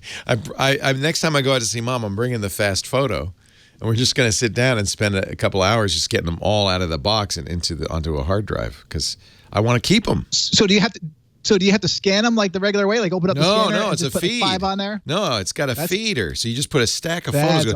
Awesome. It's awesome. Oh, it's so great. That's what I need because we have a box. I'm talking a major box. Yeah. When you go visit Dad, bring the scanner. Well, I go often. I know you do. In actually, fact, that's where I was this week. Yeah. I came back yesterday, and actually on my flight to Miami, what's great, LA to Miami has really cheap tickets. I bought the same day. $165 on American and one way, which is incredible for a last minute ticket. So, but the problem was there was thunderstorms in Miami. So my 5.5 flight to Miami turned into a 9.5 hour flight because we had to circle, then get diverted to Fort Myers, which is the second time I got diverted in 2 weeks Fort Myers. And then when we landed in Miami, we had to sit on the runway for 2 hours. So my point is, spend the extra money to get a really good seat because the people who were in the way back in the middle seat were really bumming. I had the exit row and had plenty of leg room. I actually had more leg room than people on first class. And what I trick for that, by the way, is I bring my little Briggs & Riley roller bag and I put a blanket on top and I can take it out after takeoff and make it into a leg rest. Clever. I have a leg rest when people in first class do not. Yeah. So actually that's the trick to be comfortable, and also make sure you bring water on the plane because when we're sitting on the tarmac, the flight attendants aren't supposed to get up and they don't normally. So bring snacks and bring water. Otherwise, that trip could turn into a nightmare. Aren't they limited to how long you can spend on the tarmac? Isn't there now, because of these nightmare stories where people spend 8 hours sitting and waiting? Aren't they limited? Yeah, well, actually, the Obama administration passed a law. It was 3 hours. It's 3 hours before takeoff, or actually even landing. If it's more than 3 hours, the airlines will get fined $27,500 per passenger. Wow! But unfortunately, the Trump administration is actually trying to take away that law, so we could go back to seeing those 8 hour tarmac holds. And there's pros and cons for everything. People are like, well, because of this rule, that's why it's being canceled in so far in advance. So if there's a big snowstorm on the East Coast or wherever, a lot of times you'll now see the flights being canceled a day in advance. That didn't happen before. The airlines would just wait it out and see if they would go. And that's when people were hanging out on the tarmac for 8 hours. I personally don't want to do that, but there are people who would rather take that chance, sit on the runway and see if we can get to the destination. But I like it when they are proactive and cancel far in advance. And that's what this new rule does. But hopefully it will stick around. Yeah, it's a Department of Transportation regulation. It's not a law. Yeah. Well, I do hope they keep that because I remember those days, man. Those were just horrific. Never happened to me, but I can imagine, And what I love about it too is that, a lot of times I like to change my tickets, and I know other people do too. And so when there is a significant delay or weather, they allow you to change your ticket for free, no extra charge. And before that, you couldn't do that. So that's another thing I love about that rule. Good. So Johnny joins us each week to talk about things like this, but also to give us apps and app recommendations and websites. What do you got? Yes. So I got a cool app. This is for people who are going to New York City City and take the train out to either Connecticut, where I'm from, or to Long Island, which I know a lot of people do in the summertime to visit family and friends. Well, last week I was in Grand Central Terminal, and I was going out to Connecticut to see my family. And the lines now to get a train ticket are so long that I couldn't believe it. It was never that long before, but I heard that's now the norm because they took away some of the machines. So I learned from one of my buddies that there's an app called the MTA app. It's actually the website is mta.info. I'll tweet it, but it's their app. And what's great about it is you can buy your ticket in advance and store it. And then right before you get on the train, you activate it. You have 2 hours once you activate it to use it. Because if you don't buy your ticket in advance and you walk on the train and you buy it on the train without using this app, they charge you a lot more money. I think it's, 30% or 50% more. So this will save you time and money. And it's the MTA map. It's for Metro North and Long Island Railroad trains. And, of course, JohnnyJet.com has a link. Yep, and I'll put it in the show notes and I'll tweet it. And you guys can put it on your website, too. Yes, we will. But it will definitely save you time. And also, by the way, tip for Grand Central Terminal. So there's one stack of these machines to buy these tickets. And that's right by the ticket counter is where the really long line is. If you walk around, which no one does, there's another set of bank kind of like tucked away, but that's usually a lot shorter of a line. Yeah, so, if I can buy tickets even to the movies with my phone, I always will. I mean, why not, right? It makes it so much easier, and even when you're traveling. So I always use the apps for the airline. You download the app. If you're not checking bags, you can check in online, and you don't need to. You can either print out your ticket at home, or you just you do a mobile boarding pass. Which I show up to the airport now an hour before my flight, if that, because I'm not checking bags. This is when I'm traveling alone, and I just flash my boarding pass. Yeah, so, I really like that idea. I'm always nervous though. That I see people scrabbling with their phones. Come on now, I know it's here. Yep. You probably get out of the cab and you already got the boarding pass up and you're ready to go. A couple things I do with that is I will take a screen grab of the boarding pass, so I don't have to fiddle with the wallet. So smart. And then it's my first photo, so I can just go into the my photo gallery and boom. But there's been times where it won't read it.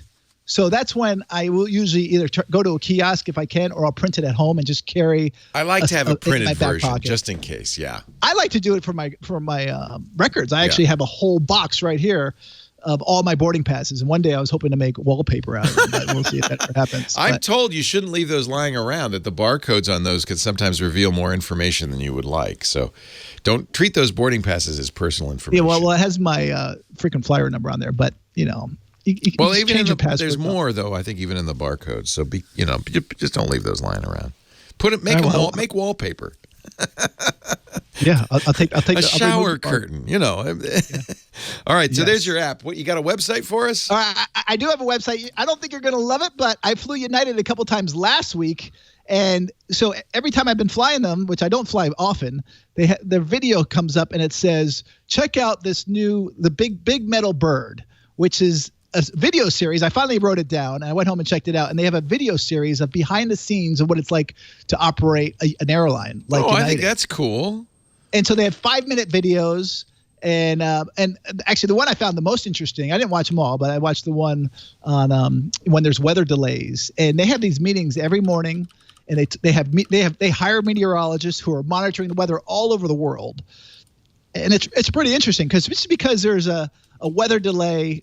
You might have a flight cancellation or weather delay, and your area where you are is completely clear, but you don't know where that plane's coming from. Very awesome. It's hub.united.com/big metal bird. JohnnyJet.com is the place to go for Johnny Jet. Follow him on Instagram too, the same name. Thank you, Johnny. We'll see you next week.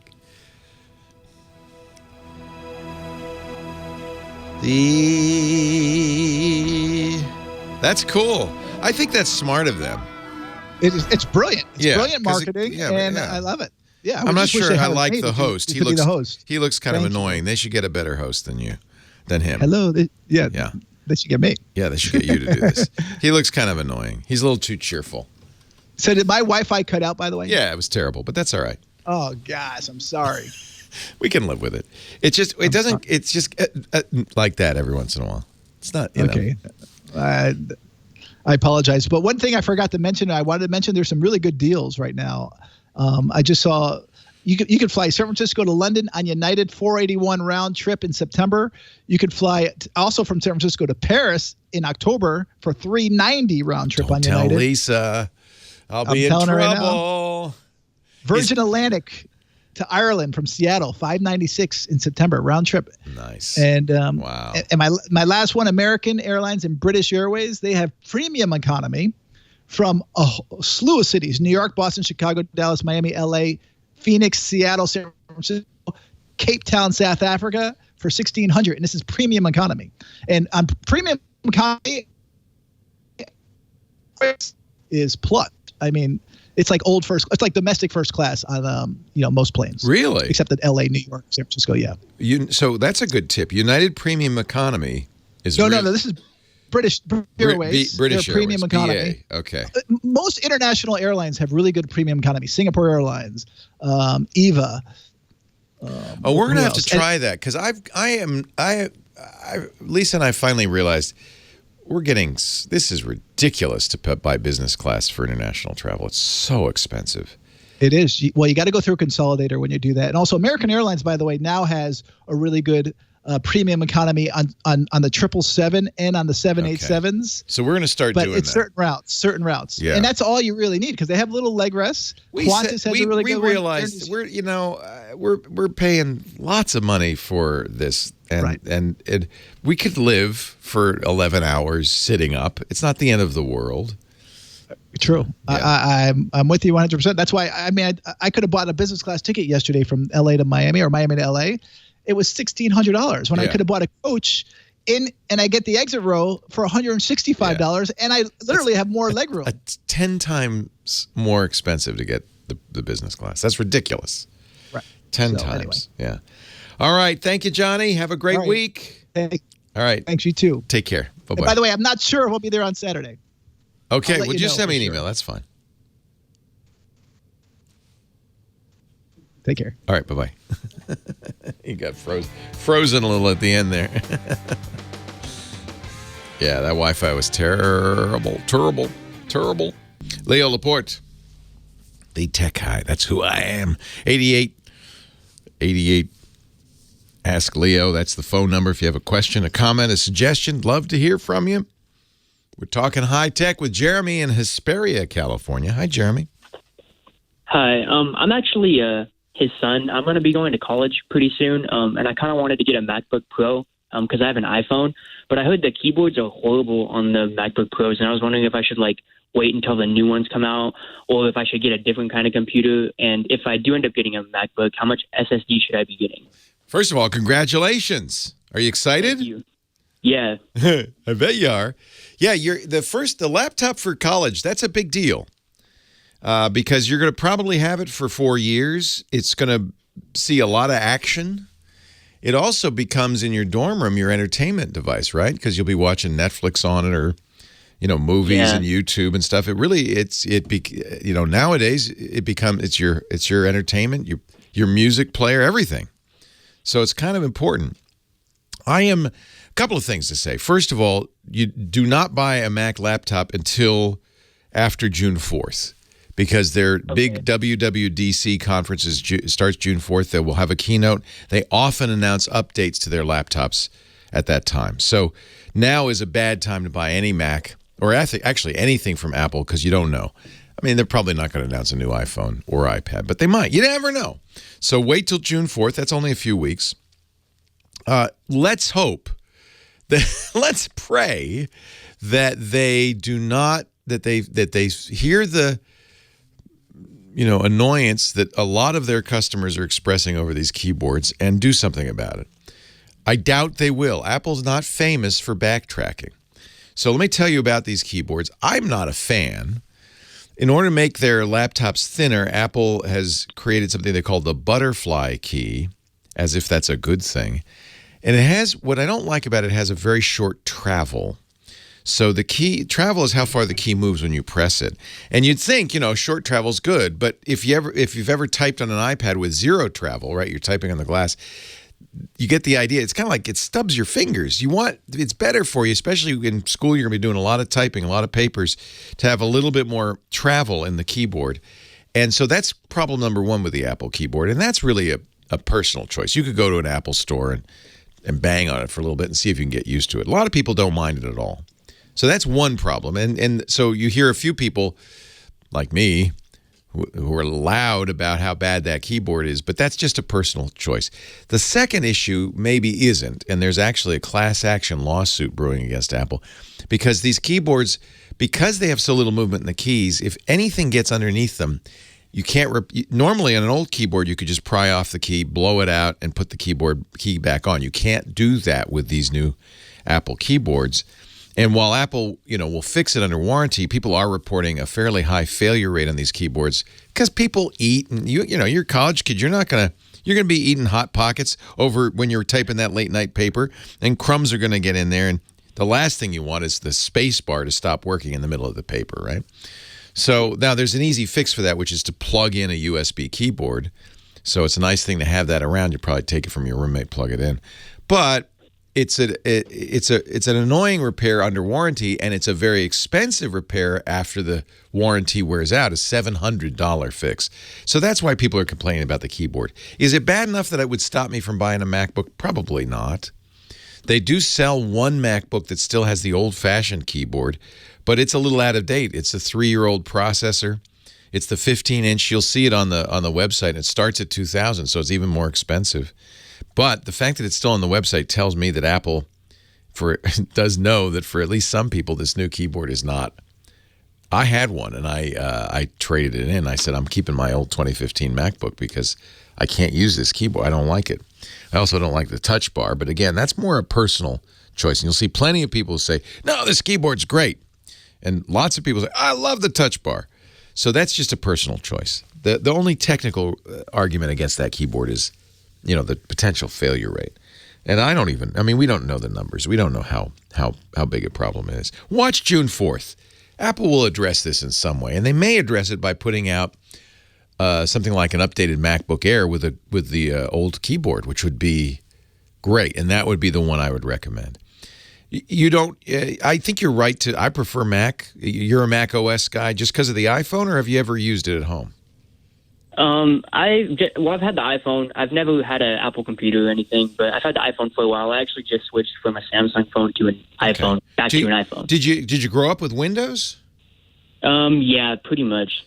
So the nice thing about Windows is there's a much broader range of hardware because there's many, many Windows manufacturers offering a really great variety of choices with I use Lenovo's. They're great keyboards.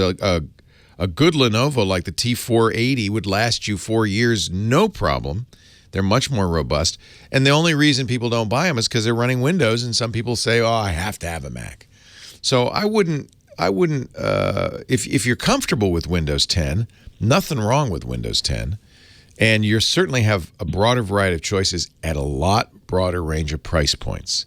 And that's important too. Now, your second question, how big the hard drive should be, hard to say. You're going to be putting a lot of music on it, do you think, or video or stuff like that? I'm not really sure. Probably music more. I'm more of a music person than videos and stuff. You can always use an external drive for the music, so you're not stuck with the limited size. But I usually buy a terabyte, but that gets expensive because the prices go up a lot more the larger the hard drive, and you definitely want an SSD. You don't want a spinning drive. So I would say, your applications and Mac OS and everything will fit easily into 256 gigs. If price is an object, get the better computer and the smaller hard drive. If you can afford it, 512 gigs, that's almost certainly plenty. And you can always plug in an external drive. Okay. All right. So I wouldn't worry too much about the size of it. It really depends on your price sensitivity. But given that you're probably going to have this 4 years, spend the money on a faster processor and more RAM and less on the internal hard drive, if that makes sense. Yeah, it makes sense. Yeah. And I wouldn't, look at the Dell XPS 13 or the Lenovo T480. Those are excellent, fairly inexpensive computers. The 480 will last a lifetime. That's never going to break. That thing is built like, a Mac truck. So, and Macs actually aren't too bad, but they dent because they're all aluminum bodies. So if the corners dent, and frankly, I'm of that school that hates the keyboard. I really do not like that keyboard. I am praying that June 4th, Apple will say, highly unlikely, that they will step up to the microphone. Tim Cook will say, we blew it. We blew it. And we realized we heard you, and we're going to make Apple's keyboards great again. I think keyboards are kind of, apparently for the folks at Apple, an afterthought. Doesn't matter. But to me, the thing you use the most, the display and the keyboard is what you use the most. It's important that be comfortable, good, productive. And I cannot type accurately on the MacBook and the MacBook Pro keyboards, those new keyboards. I just don't like them. Don't like them one bit. Leo Laporte, the tech guy. Let's take a break, top of the hour, and we'll continue to take your calls at 8888 Ask Leo right after this. Well, hey, how are you today? Leo Laporte here, the tech guy. Time to talk about computers and the internet and, all that computery stuff, that technology stuff, the stuff with a chip in it, your smartwatches and your smartphones. 8888 Ask Leo is the phone number if you want to call in and ask a question, make a comment, make a suggestion. What often happens, people listen to the show and they say, I know an answer to that last question. You could do that too. 8888 Ask Leo. But you don't have to, because we do have a website. It's free, open to all. No sign up needed. It's techguylabs.com. I'm the tech guy. It's my labs. Tech guy, like I'm doing experiments there in a lab coat with Bunsen burners and beakers. Tech Guy Labs. I'm not, but I like the image. techguylabs.com. And what we do is we put everything from the show up there, all the links, everything we mentioned, everything the chat room mentions, because we have a very active, vibrant community in the chat room, and so they're always coming up with answers. James DeRuvo, who's working right now, typing in everything we talk about, puts it up there. And we also put audio and video from the show after the fact, and we divide the website into shows. This is episode 1489, and then each show into hours. This is hour number 3, and then each hour into segments. This is segment number 1, and so you can go to the hour or the segment or the show that you want, and read the comments, read the suggestions, listen if you wish to the audio or watch the video on YouTube. It's all there. And then if you have a thought or a better idea, you don't have to just call. You can actually leave a comment there. Now, I should mention, we do have you sign up to leave a comment. Well, it's not exactly sign up. You can use your Twitter account, your Google account, your Facebook account. But we want you to identify yourself, and that's just to keep spammers from, putting ads for jewelry and Viagra up there. We just want to, we don't want to have it filled up with spam. So we don't keep track of anything. I have to mention that nowadays because here comes GDPR. Have you been following all this? Have you noticed, for instance, that you're getting in your email box a bunch of new privacy statements and information from websites? Google saying, we've changed our privacy policy, things like that. This all goes back to the General Data Protection Regulation, which was passed in the European Union several years ago, and they gave people time. But May 25th is the day enforcement begins. So we are now, what is this, the 19th? So what is it, Wednesday or Thursday of this week? That's it. If a site doesn't comply with the privacy protections the EU requires, and it does business in the EU. Remember, if it's just a site that only does business in the United States, well, they don't have to pay any attention to the GDPR. But guess what? If you're a website, you don't control who can come and visit your site. There are certainly people in the EU visiting your site, so it applies to you. And it is complicated, and it's somewhat of a burden. I've seen estimates that say 80% of small companies, companies in general that do business in the EU will spend upwards of $100,000 to comply with EU regulations, at least change your privacy policy, but you might need somebody, a compliance expert, to come in and take a look at what you're doing. Because if you're, for instance, a website and you log internet addresses of people who are visiting, which as far as I know, every website does, well, they consider those IP addresses personal information, and they have certain requirements. You have to delete it after a period of time. If an EU resident says, hey, delete all my private information, you have to delete it on request. It is a complicated law. If you're a bigger company, you have to have a full-time data protection officer, somebody full-time in your organization that pays attention to all this. Some of the things I really like, for instance, data breaches. We've seen companies like Yahoo defer or delay reporting data breaches. Uber didn't report it right away. Yahoo reported it, but underreported it. Eventually, we found out that every Yahoo account had been hacked, 3 billion accounts, but they took months to tell anybody about it. The EU requires data breaches have to be publicized within 72 hours. No undue delay. And I think that's a good thing. But I do think it's going to be difficult and expensive for U.S. companies that do business in the European Union, which is really every website. It's going to be a challenge.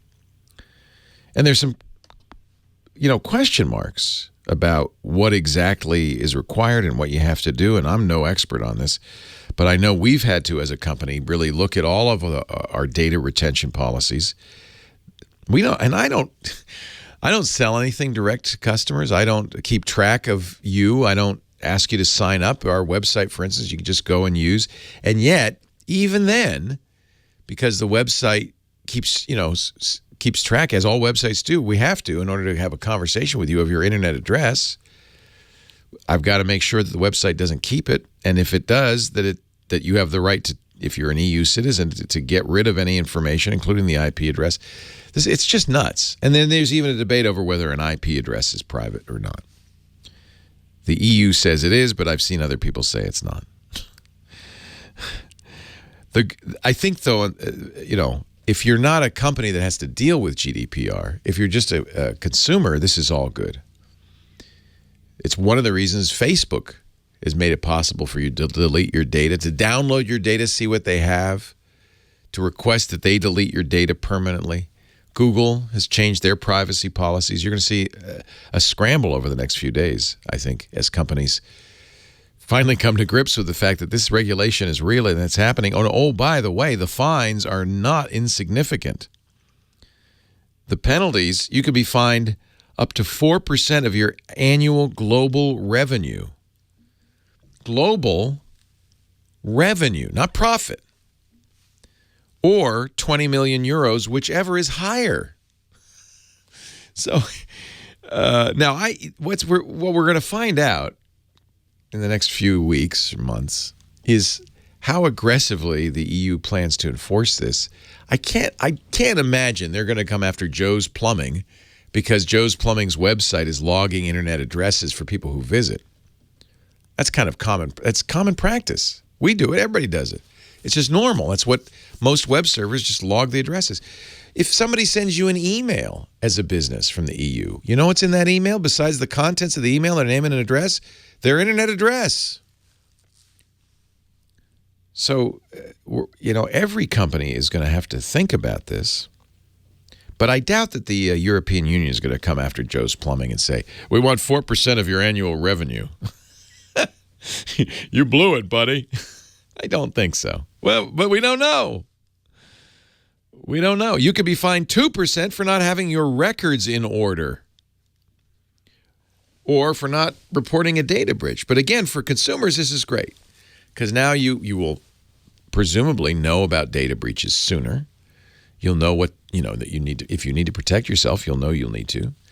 You'll be able to go to Facebook and say, I want to download my data, see what you have about me. And if you want, I want you to delete my data, Facebook or Google. All of that's good.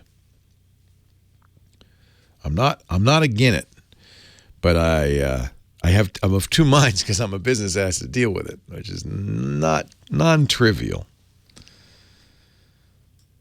The GDPR, this is according to their site, applies to personal data, meaning any information relating to an identifiable person who could be directly or indirectly identified, in particular by reference to an identifier. That's why people think that the IP address, because that's your unique address. You're the only one at that particular period of time that has that address. The definition provides for a wide range of personal identifiers to constitute personal data, including name, identification number, location data, or online identifier. I take that to be the IP address. That's a big deal. Almost changes how the internet works.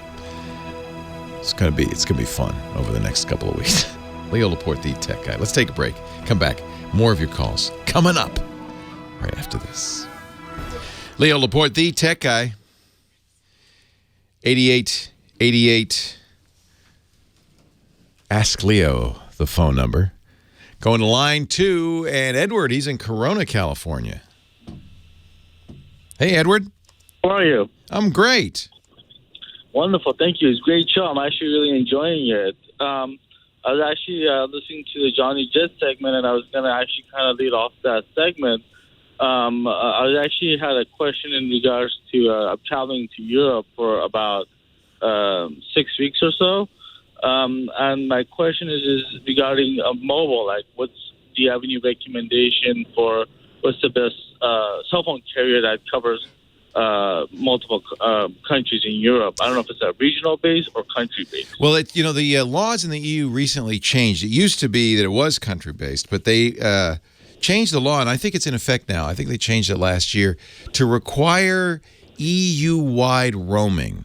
So that's good news. That means you can get a SIM card or one of those portable, MiFi devices that give you wireless access through the cell phone network in one country in the EU. It'll work in all the countries in the EU. You'll have same cost everywhere. So that's good news. But the minute you leave the EU, suddenly that thing's not going to work. So if you're only in EU countries, not a big deal. If you travel to more countries, then it might be. I'll tell you, there are a couple of things I'll tell you what I do. But before I even do that, I'll send you to the Prepaid with Data Wiki. And the best way to find that is just to Google Prepaid with Data Wiki, because it's a long URL. But what it is it's on Fandom, and it is a wiki that users have put together about every country in the world and who the providers are in each country, what their costs are, where you get the SIM cards, that kind of thing. Now, remember, if you go to a country and you put a SIM card in your phone, you're changing the phone number. So you will, and you're changing. Go ahead. That's another question. So I've been to the Middle East, and that's my second question I was going to ask is, I've been to countries where they offer you separate phone numbers, like if you want to use phone calls, or just SIM card purely for data. So yeah, but the minute you so you have a phone right now with a SIM card in it. The phones in the U.S. almost never have dual SIM cards. If you're lucky enough to have a dual card phone, you can do that. You can have your old SIM card can stay in there and use it for your phone number, and you can use that second SIM slot and do that for data. But most U.S. phones have one slot. That means you're doing brain surgery. You're taking that SIM card out and putting the new one in. That changes everything, including the phone number, whether you like it or not. So the other way to go, and this is what I do, is to get a device. I call it a MiFi, credit card size device. You can get it in any country that you go to pretty much. And it will use the cell service to give you Wi-Fi. When I was in Japan, a couple that we were traveling with got one at the airport when they arrived. That's typically what people will do. That gave them 32 Wi-Fi access points. So you could have up to 32 devices. It was very affordable. And they just carried it with them everywhere. They turned off data roaming on their phones. This is key, because data roaming is what's expensive. So they turned off data roaming on their phones, and they just used the Wi-Fi on this device as they walked around and traveled around. That gave them high-speed data, but at a local cost. And I think that's a really good way to use. Now, what I did, because we go all over the place, and I use this in Japan and Korea. We'll be using it in Europe later this year. So I got something from called the Skyroam Solus. It's from Skyroam.com. And you can, Skyroam.com. You can rent it or buy it. I bought it. It was $149, the size of a hockey puck. It's a bright orange hockey puck. And one of the reasons I like it, it has 16-hour battery life. Typically, the MiFi cards you get in countries, usually they're about the size of a smartphone or a credit card, which means they usually have maybe 5, 6, 7 hours battery life. I want mine to go all day as I wander around. This does. It does have one limit, which is you can only have 5 devices. And with 3 people when we were in Japan, our 15-year-old, he had his phone, his tablet. My wife had her phone, her tablet, her computer. That's 5. No room for me. So we would have to say, okay, log out. I want to get on the Wi-Fi. But it lasted 16 hours. It's LTE. It's high speed. You pay $150 for the puck, and then you have to either buy day passes, which are $9 a day, or you could do a monthly $99 rate. If you're, if it's 2 weeks, even at 2 weeks at $9 a day would be more than $99. So if it's 2 weeks or longer, you'd probably want to get the whole month. That's what we did for $99. That sounds expensive, but it's still cheaper than paying, Verizon the $25 and AT&T the $25 a day, and then, and every phone would have to have its own access and all of that stuff. So there are a lot of ways to do this. The reason I recommend this prepaid with data wiki is it has all the information you need about various countries. So if you're landing at Heathrow in England, you can go there and you could say, well, what can I get in England that will work throughout Europe? Now, England's no longer the EU, or it's about to be no longer the EU, so I don't know what but again, this will all be on the website. We got a card from 3, which is one of the big British carriers, and I think that worked Europe-wide. But again, you have to figure out. Now, the other thing you can also do, if you're on T-Mobile, T-Mobile offers free international data, but it's slowed down. It's 2G. It's not very fast. In fact, I have found it, as I've used it around the world, to be unusable, almost unusable in many places. Google has its own carrier, Google Fi. They do the same thing. I found that to be a little faster in Japan, but still pretty slow. The advantage is it costs you nothing. It's part of your regular subscription, so it treats international data the same as local data. So that's a good thing. And you keep your phone number. 20 cents a minute calls, that's not too bad, right? 5-minute call costs you $1. That's not too bad. And unlimited international texting for free.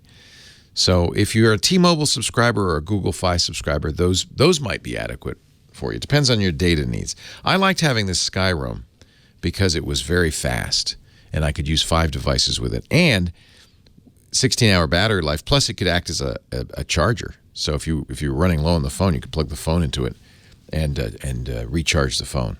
So, there are a number of ways to go, and it's worth doing the research before you go. So I bought this Skyroam a couple of weeks before our trip to Japan, and I figure we travel enough that in enough different countries that it's probably good to own our own solution. And I like the idea that you don't pay anything for the Skyroam if you're not using it. You just turn off the subscriptions or you use the day pass, and then you don't have to worry about it at all. What you don't want is a device that you're paying for even when you're not traveling. Prepaid with Data Wiki. You can Google that and find it. Lots of good information there. Leo Laporte, the tech guy. Leo Laporte, the tech guy. 8888 Ask Leo. Lovica on the line from Junction City, Kansas. Hello, Lovica. Hi, it's Lavisa, but that's okay. Enough, Leo. Lavisa's a lot better. All right. Hi, Lavisa. How you doing? Okay. Talk about perfect timing. I was listening to you and checking my email at the same time, and I went to reply to one of my emails, and for some reason or other, my tablet is not recognizing my keyboard. I have a Verizon Ellipsis tablet and a ZAG keyboard. So it pairs to your keyboard via Bluetooth. The first thing you do is you go into the Verizon tablet and make sure Bluetooth is on and that you see the keyboard. But it'll probably say the keyboard is paired. That means you've used it before. It's been set up to work with the tablet, but not connected would be my guess. Okay. So the ZAG you should look at, make sure there's battery life in it. Some ZAGs, I think, have replaceable batteries, but most of the time I think you charge them, right? I charge my tablet. I don't know if that's my... Yeah, that's... So you got to figure out how the keyboard gets its juice. All keyboards have to have power. Right. So it either gets its juice through connector on the tablet. That seems unlikely. Some tablets do have little connectors that power the keyboard. Most of the time, though, these keyboards are charged. They'll have a little USB port. You'll plug in a cable to the wall and charge it. And that may be all that's happened is, it worked fine for the first month. Yeah, it's worked fine for quite a while. But you didn't know you had to plug it in. Right. So check to make sure it's got some juice. And you'll know because the Verizon will say, I know you have used it in the past. They'll say the ZAG is paired. That means I know about it. Paired does not mean connected, though. Then there's the next stage is connected, which means the keyboard is turned on, has power. I see it, and it's communicating with me, and it's obviously not. Okay. So I would check to make sure that you're powered up, and that you've plugged it in and you've charged it up, or maybe it's got replaceable batteries. Sometimes you could put AAA or AA batteries in. I'm not sure. No, I don't think it's too thin for that. I know. Yeah. If it's real thin, that means, and it may be what. So you say you got it from Verizon. Who makes the tablet? Is it a Samsung? I have no idea. Yeah. So I can't tell you then if some tablets, a few like the iPad Pro, will have pins on the bottom that will connect to the keyboard, and you don't have to charge the keyboard. It powers it. But most of the time, though, you have to plug the keyboard into you'll have a little USB charger. They'll look around on the ZAG. Somewhere there'll be a little... I see that little... Yeah, that's a micro USB port. Right, You've never plugged that in? No, I've never plugged it. Okay, that's what happened then. The battery died. So is that... can I use any cord, or is there a special cord that came with this? No, it's not special, but you need a micro USB. Almost certainly, you need a micro USB cord, and then a little power adapter that plugs into the wall. Or you could plug it if you had a computer with a USB port. You could plug it into that. Okay, all right. Well, I'll try that then. We'll okay, see what I come up it with. came with it, but if you didn't know you needed it, you might have thrown it out with the box. No, I've got the box. All right, it'll be in there then. All right, thanks a lot. My pleasure. Thank you. 8888 Ask Leo. That's the phone number. On we go to line 3, and Larry, I think I got that pronunciation right, in Altadena. Hi, Larry. Hi, how you doing? I'm doing great. How are you? Well, I want to give a plug to your sponsor, Simply Safe. I just put one in 2 weeks ago. Tell me about it. What do you like? Well, I never had one before. My wife and I are now both retired and planning to travel quite a bit, so we felt it necessary, being gone, that we would like a little protection. Yeah. And like they say, it took me less than an hour to put in probably 12 or 13 sensors and set up an extra siren and do all that. I think that's the one thing that kind of people look at it and go, that's scary. I don't know. Can I do that? But you just peel the back off, you stick them up. It's not hard, right? No, not at all. In fact, if you make a mistake, they give you new tabs to stick on the back. You pull them off and put them back on and do it right. I installed the motion sensor upside down and didn't realize it wouldn't work. I had it too high and upside down, so was able to take Perfect. It in a better place. But it's really wonderful. I paid less than $300. That's the thing. I mean, if you look at what it costs to get an installer out, that would be the installer alone would cost that. Well, I had a local company come out and give me a quote to do it, and they wanted over $3,000 to hardwire the house. Yeah, there you go. I mean, I rest my case. I mean, I don't want to do an extended plug for Simply Safe, but yeah, it's pretty cool. Yeah, I like anyway, the story behind it. Sometimes, if you go read the Wikipedia page, the story behind it's hysterical. It's fascinating. It was a young couple in Boston, and they were all college or just out of college, and nobody could afford an alarm system. They were ridiculous. So this guy was an engineering student, so he said, "Well, I can build that." I love that. To me, that's what this is all about. I could do that. Oh, yeah. I could change the world. It's like I said, I think it's great. And nice. There's only one caveat, and that is you got to remember to turn it off when you come in the house. Yeah. Yeah, otherwise the alarm will go off. You'll siren off a couple times. That is very annoying, too. Yeah. Okay, with any alarm system, I think that's going to be the case. Oh, absolutely. I've set off the alarm here at work a few times because they keep changing the code. They don't tell me. I'm starting to think they're doing it on purpose. What can I do for you today? Anyway, I have a Acer Chromebook. It's maybe a year old, not even that. And it occasionally just freezes up. And I didn't know if that's an incumbent problem with these or if it's something that can be prevented. It's easy enough to rectify. You hit the power and the reset button, and it restarts the thing. But it's kind of irritating. No, that should never happen. Should not happen at all. It's not. It is not normal. Well, I did go online looking for a fix, and it's more common than I thought. Well, here's the issue. Don't forget that if a company has sold, let's say Acer's sold 400,000 of these, and but they're very reliable, but 0.1% has problems with them. That means you're going to see, 400 posts of people who have problems with it freezing up. How many posts have you seen? I haven't looked a half dozen. A half dozen, right? Yeah, right, exactly. So it's 1/10. It's less than 1/10 of 1%. So in other words, there's no product in the world that you're not going to see a post on a forum saying this thing does whatever it is it's doing to you, because but it doesn't mean it's widespread. And it's the Acers are quite good. I think those are among the best Chromebooks. I've used Chromebooks from a variety of manufacturers, including Acer. I've never had it freeze up. So there's something wrong with it. Is the answer? By the way, is the answer? It's not. All I'm saying is it's not normal. Okay. So you could either tell Acer and see if they'll replace it. That's probably the best thing. Have you tried power washing it? I have not. So that when you have trouble with the Chromebook, in the settings, buried a little bit, it's under the advanced settings, there's something called Power Wash, which really just resets the whole thing. Sometimes that's enough to fix it. It might just have a bad something or other, piece of software on there. All computers are subject to this to some degree, because if you think about it, if there is one bit of information, and you have programs that are hundreds of megabytes, hundreds of millions of bits, if there's one bit that's off, that could make the whole program freeze or cause problems like that. So it's not an unusual thing, and sometimes power washing it, which effectively reinstalls the software, is enough to fix it. That won't change anything they have on there currently, will it? On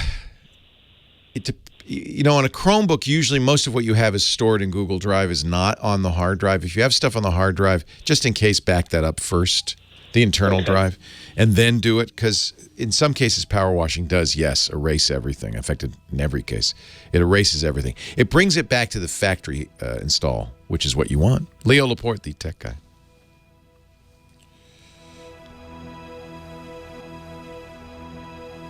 It is the case, and somebody in the chat room is pointing this out, that some Chromebooks, because they only have 2 gigs of RAM, will, if you start really taxing it, for instance, he says, if I have a lot of tabs open, it'll slow down. It'll get sluggish. It might even look like it's freezing up a little bit. So remember, most of these are not high-end, powerful systems. They tend to be lower speed processors and less RAM. And so if you really taxed it, conceivably, that could be the other reason this happens. You'd have to work pretty hard to do it. I've never had it even slow down on me on a Chromebook.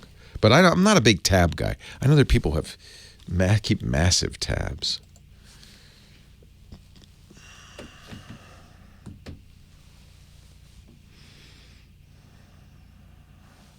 So Nate Mnemonic, Nate Mnemonic, it was casting aspersions. He said, I suspect Leo mostly works on web programming. He probably thinks HTML is code. 68,000, not 6,800. 68,000 assembler was for the Mac. I wrote some early Mac. I did write Atari Basic programs. That was my first programming.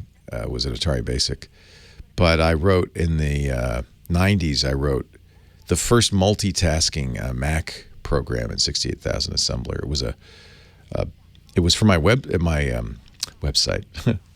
Didn't have a website. It was for my bulletin board system, because I only had 2 lines, so I had to write a daemon dialer that would, because people couldn't get through. So I wrote a daemon dialer that would run in the background on the Mac. And what I discovered, and there was no multitasking on the Mac at the time. What I discovered was that the Mac, like all CRT computers in those days, you remember this, had to refresh the screen. So the electron gun would get to the bottom of the screen and then go back up to do the next interlaced lines, and that was called the vertical blank interval, where there was just the computer wasn't doing anything for a few milliseconds. I mean, it was really a brief period of time while the cathode ray, the electron gun, is repositioning on the tube. So I discovered in the Mac documentation that there was this, that you could call stuff during the vertical blank. And so I wrote a daemon dialer that would stuff a character or two at a time into the Hayes modem buffer. Actually, it wasn't the UART that would then send it to the modem. The AT commands to dial. So, you know, but you know, you're doing these vertical blanks 60 times a second. So it would do A, T, A, T, A, T, D, T, then the phone number, and it would stuff it in there. And then it would send it out. The modem would dial, and it would, every vertical blank, monitor it. And then when it got back the, hey, I got somebody, I didn't get a busy signal, I'm online, it would then go honk, honk, honk on the Mac. So I wrote this vertical blank. It was called Q Dialer. It was a little quick dialer, but it would run in the background. So you could keep working on your Mac, and it would be dialing out. What I found out later was highly illegal because you're not allowed to just keep dialing a phone number because you could use it to harass people. But for a BBS, it was my BBS. I didn't care. I wanted you to keep hitting it until you got through. So that was one of my early assembly programs. You had to do that in 68,000 to use the VBI, I think. I don't think there was a Pascal call for that. Those days, you wrote software for the Mac in Pascal. And I did write some stuff. I wrote before Zip, there was something called Arc. And there was no Arc for the Mac. It was only available for Windows. So I wrote a Mac Arc, and that I wrote in Pascal. And then, so Pascal, and then C, I learned, before that I learned C. I learned C for the early PCs in the 80s. Loved C. Wrote a lot of stuff in C. So Nate, just because I'm an old guy on the radio, don't assume. Sort of. I haven't. I have that record. And I had a demon dialer, too. Leo Laporte, the tech guy. We're having a debate over whether another one bites the dust is disco. Is it disco? Dick DeBartolo's here. He's Mad Magazine's maddest writer and our gizmo wizard. We call him the Giz Wiz. And it turns out he was, for many years, had a disco boat. And I had this recording, too. Yeah. Is this? It has a pretty good beat. It has a great beat. Yes. All right. I'll give you disco. Okay. Thank you. My gosh. Well, I was so worried. Dickie D joins us each week at this time to share a gizmo or a gadget. Do you have a gizmo or a gadget? Yes, I do. Actually, it's a little preview of something I'm going to do on ABC next week. I'm doing gadgets for emergencies, and this company, it's called Luminade. And they make great little LED lanterns that fold flat. Well, they fold down to 1 inch. But then they have these, when you inflate it, the entire square or cube lights up. And they have 2 higher end models that can charge your phone. So the most expensive one, which is $70, has a 4,000 milliamp battery in it. So you can have light for the tent, and there's 4 different modes. And then you can charge your phone, use it to charge the battery and to charge your phone while you're in the sun. And then in the tent at night or in the dark anywhere, you have a nice little lantern. But then when you don't need it, just pop the little valve on the bottom, flatten it out, throw it into a backpack. So that the littlest one, which doesn't charge your phone, is under $20, and that's 75 lumens. And then the big guy is 300 lumens. And I just happened to go over to their website earlier today to get some information, and I see that they have a 20% off everything sale between now through Labor Day. So now that is not a very big solar panel on this thing. It's more like a solar postage stamp. Well, let me just look here. I'd say it's 3 by 3. Okay. Is that enough? Is that big enough to actually? Well, you know what, Leo? The funny thing about it is it seems to be very sensitive because when you open the box, it instantly says charging. Yeah. So any light in the room, it seems to be doing something. And also, you're not going to use this for, to have it around all the time. You're going to have it. I'm thinking of camping and emergencies. And It's when enough. you're outside. That's one thing about LEDs. It's great is that they don't take a lot of juice. No. Yeah. No. Yeah. So and again, if you're backpacking and camping, this is a great way to have a tent lantern, and the little handle that you carry it with opens up. It's Velcro or a lock and hook, so you can put it over a tree branch, over one of the studs in the tent, and have some lighting inside there. Nice. Yeah, it's pretty good. Luminade. They have the best name in showbiz, though. I really like Luminade. Luminade. Yes, needed. Luminaid. Now, if you want to know more about Luminade, you just go to gizwiz.biz. That's Dickie D's website, and you can see all the gadgets he talks about on this show. But as you just heard, he's also a regular on ABC's World News Now. How often do you go on ABC? I do it at least once a month. So the deal is once a month, but anytime you want to come on, call us. You have to be up in the middle of the night, though. This is No, it's great. I love it. You don't mind? No, when I was on Good Morning America, you got there at 4:30 a.m. Oh, yes, and then your spot was usually 8:30. Oh, because but at least they have bagels in the green room, right? Yes. How yes. was the green room fare at the GM? That was okay. We had, if you got there early, they had fruit and they had. I did the Today Show once, and it was kind of stale coffee cake. It wasn't in a bun-o-matic pot of coffee. Oh, okay. Well, World News Now, the green room is a K-cup and you're done. Nowadays, we're K-cups. Everybody's K-cup. Why would you? Oh, yeah, exactly. But those days of having a pot on the burner for 3 days to the point where the coffee had turned into shellac on the bottom of the pot. Yeah. Yeah, those are gone, thank goodness. No, when I went over to World News Now, they said, before you say yes, we tape it midnight, between 11:30 and midnight. I said, I'm just getting up. I'll come over after lunch. He's not joking, folks. No, I'm not. He is really the night owl. It's nice. What is your bedtime typically? 2:30. And then you get up at 10. Well, that's a normal 8 hours. It's just that you're you know what? If I were like you, a gizmo superstar, I probably would do the same thing. Come on, you're a gizmo intergalactic star. Well, you notice I have arranged my life that nothing begins before 11 a.m. There you go. From the Dick DeBartolo rule book. I don't stay up till 2, though. I can't keep my eyes open past about 9. Anyway, nice to see you always, Dick. Go to gizwiz.biz. That's his website, gizwiz.biz, for more great gadgets from World News Now and the Tech Guy Show. And, of course, the fabulous What the Heck Is That contest. If you go to gizwiz.biz, click the What the Heck Is It button, and you'll see a giant picture of a gizmo or a gadget.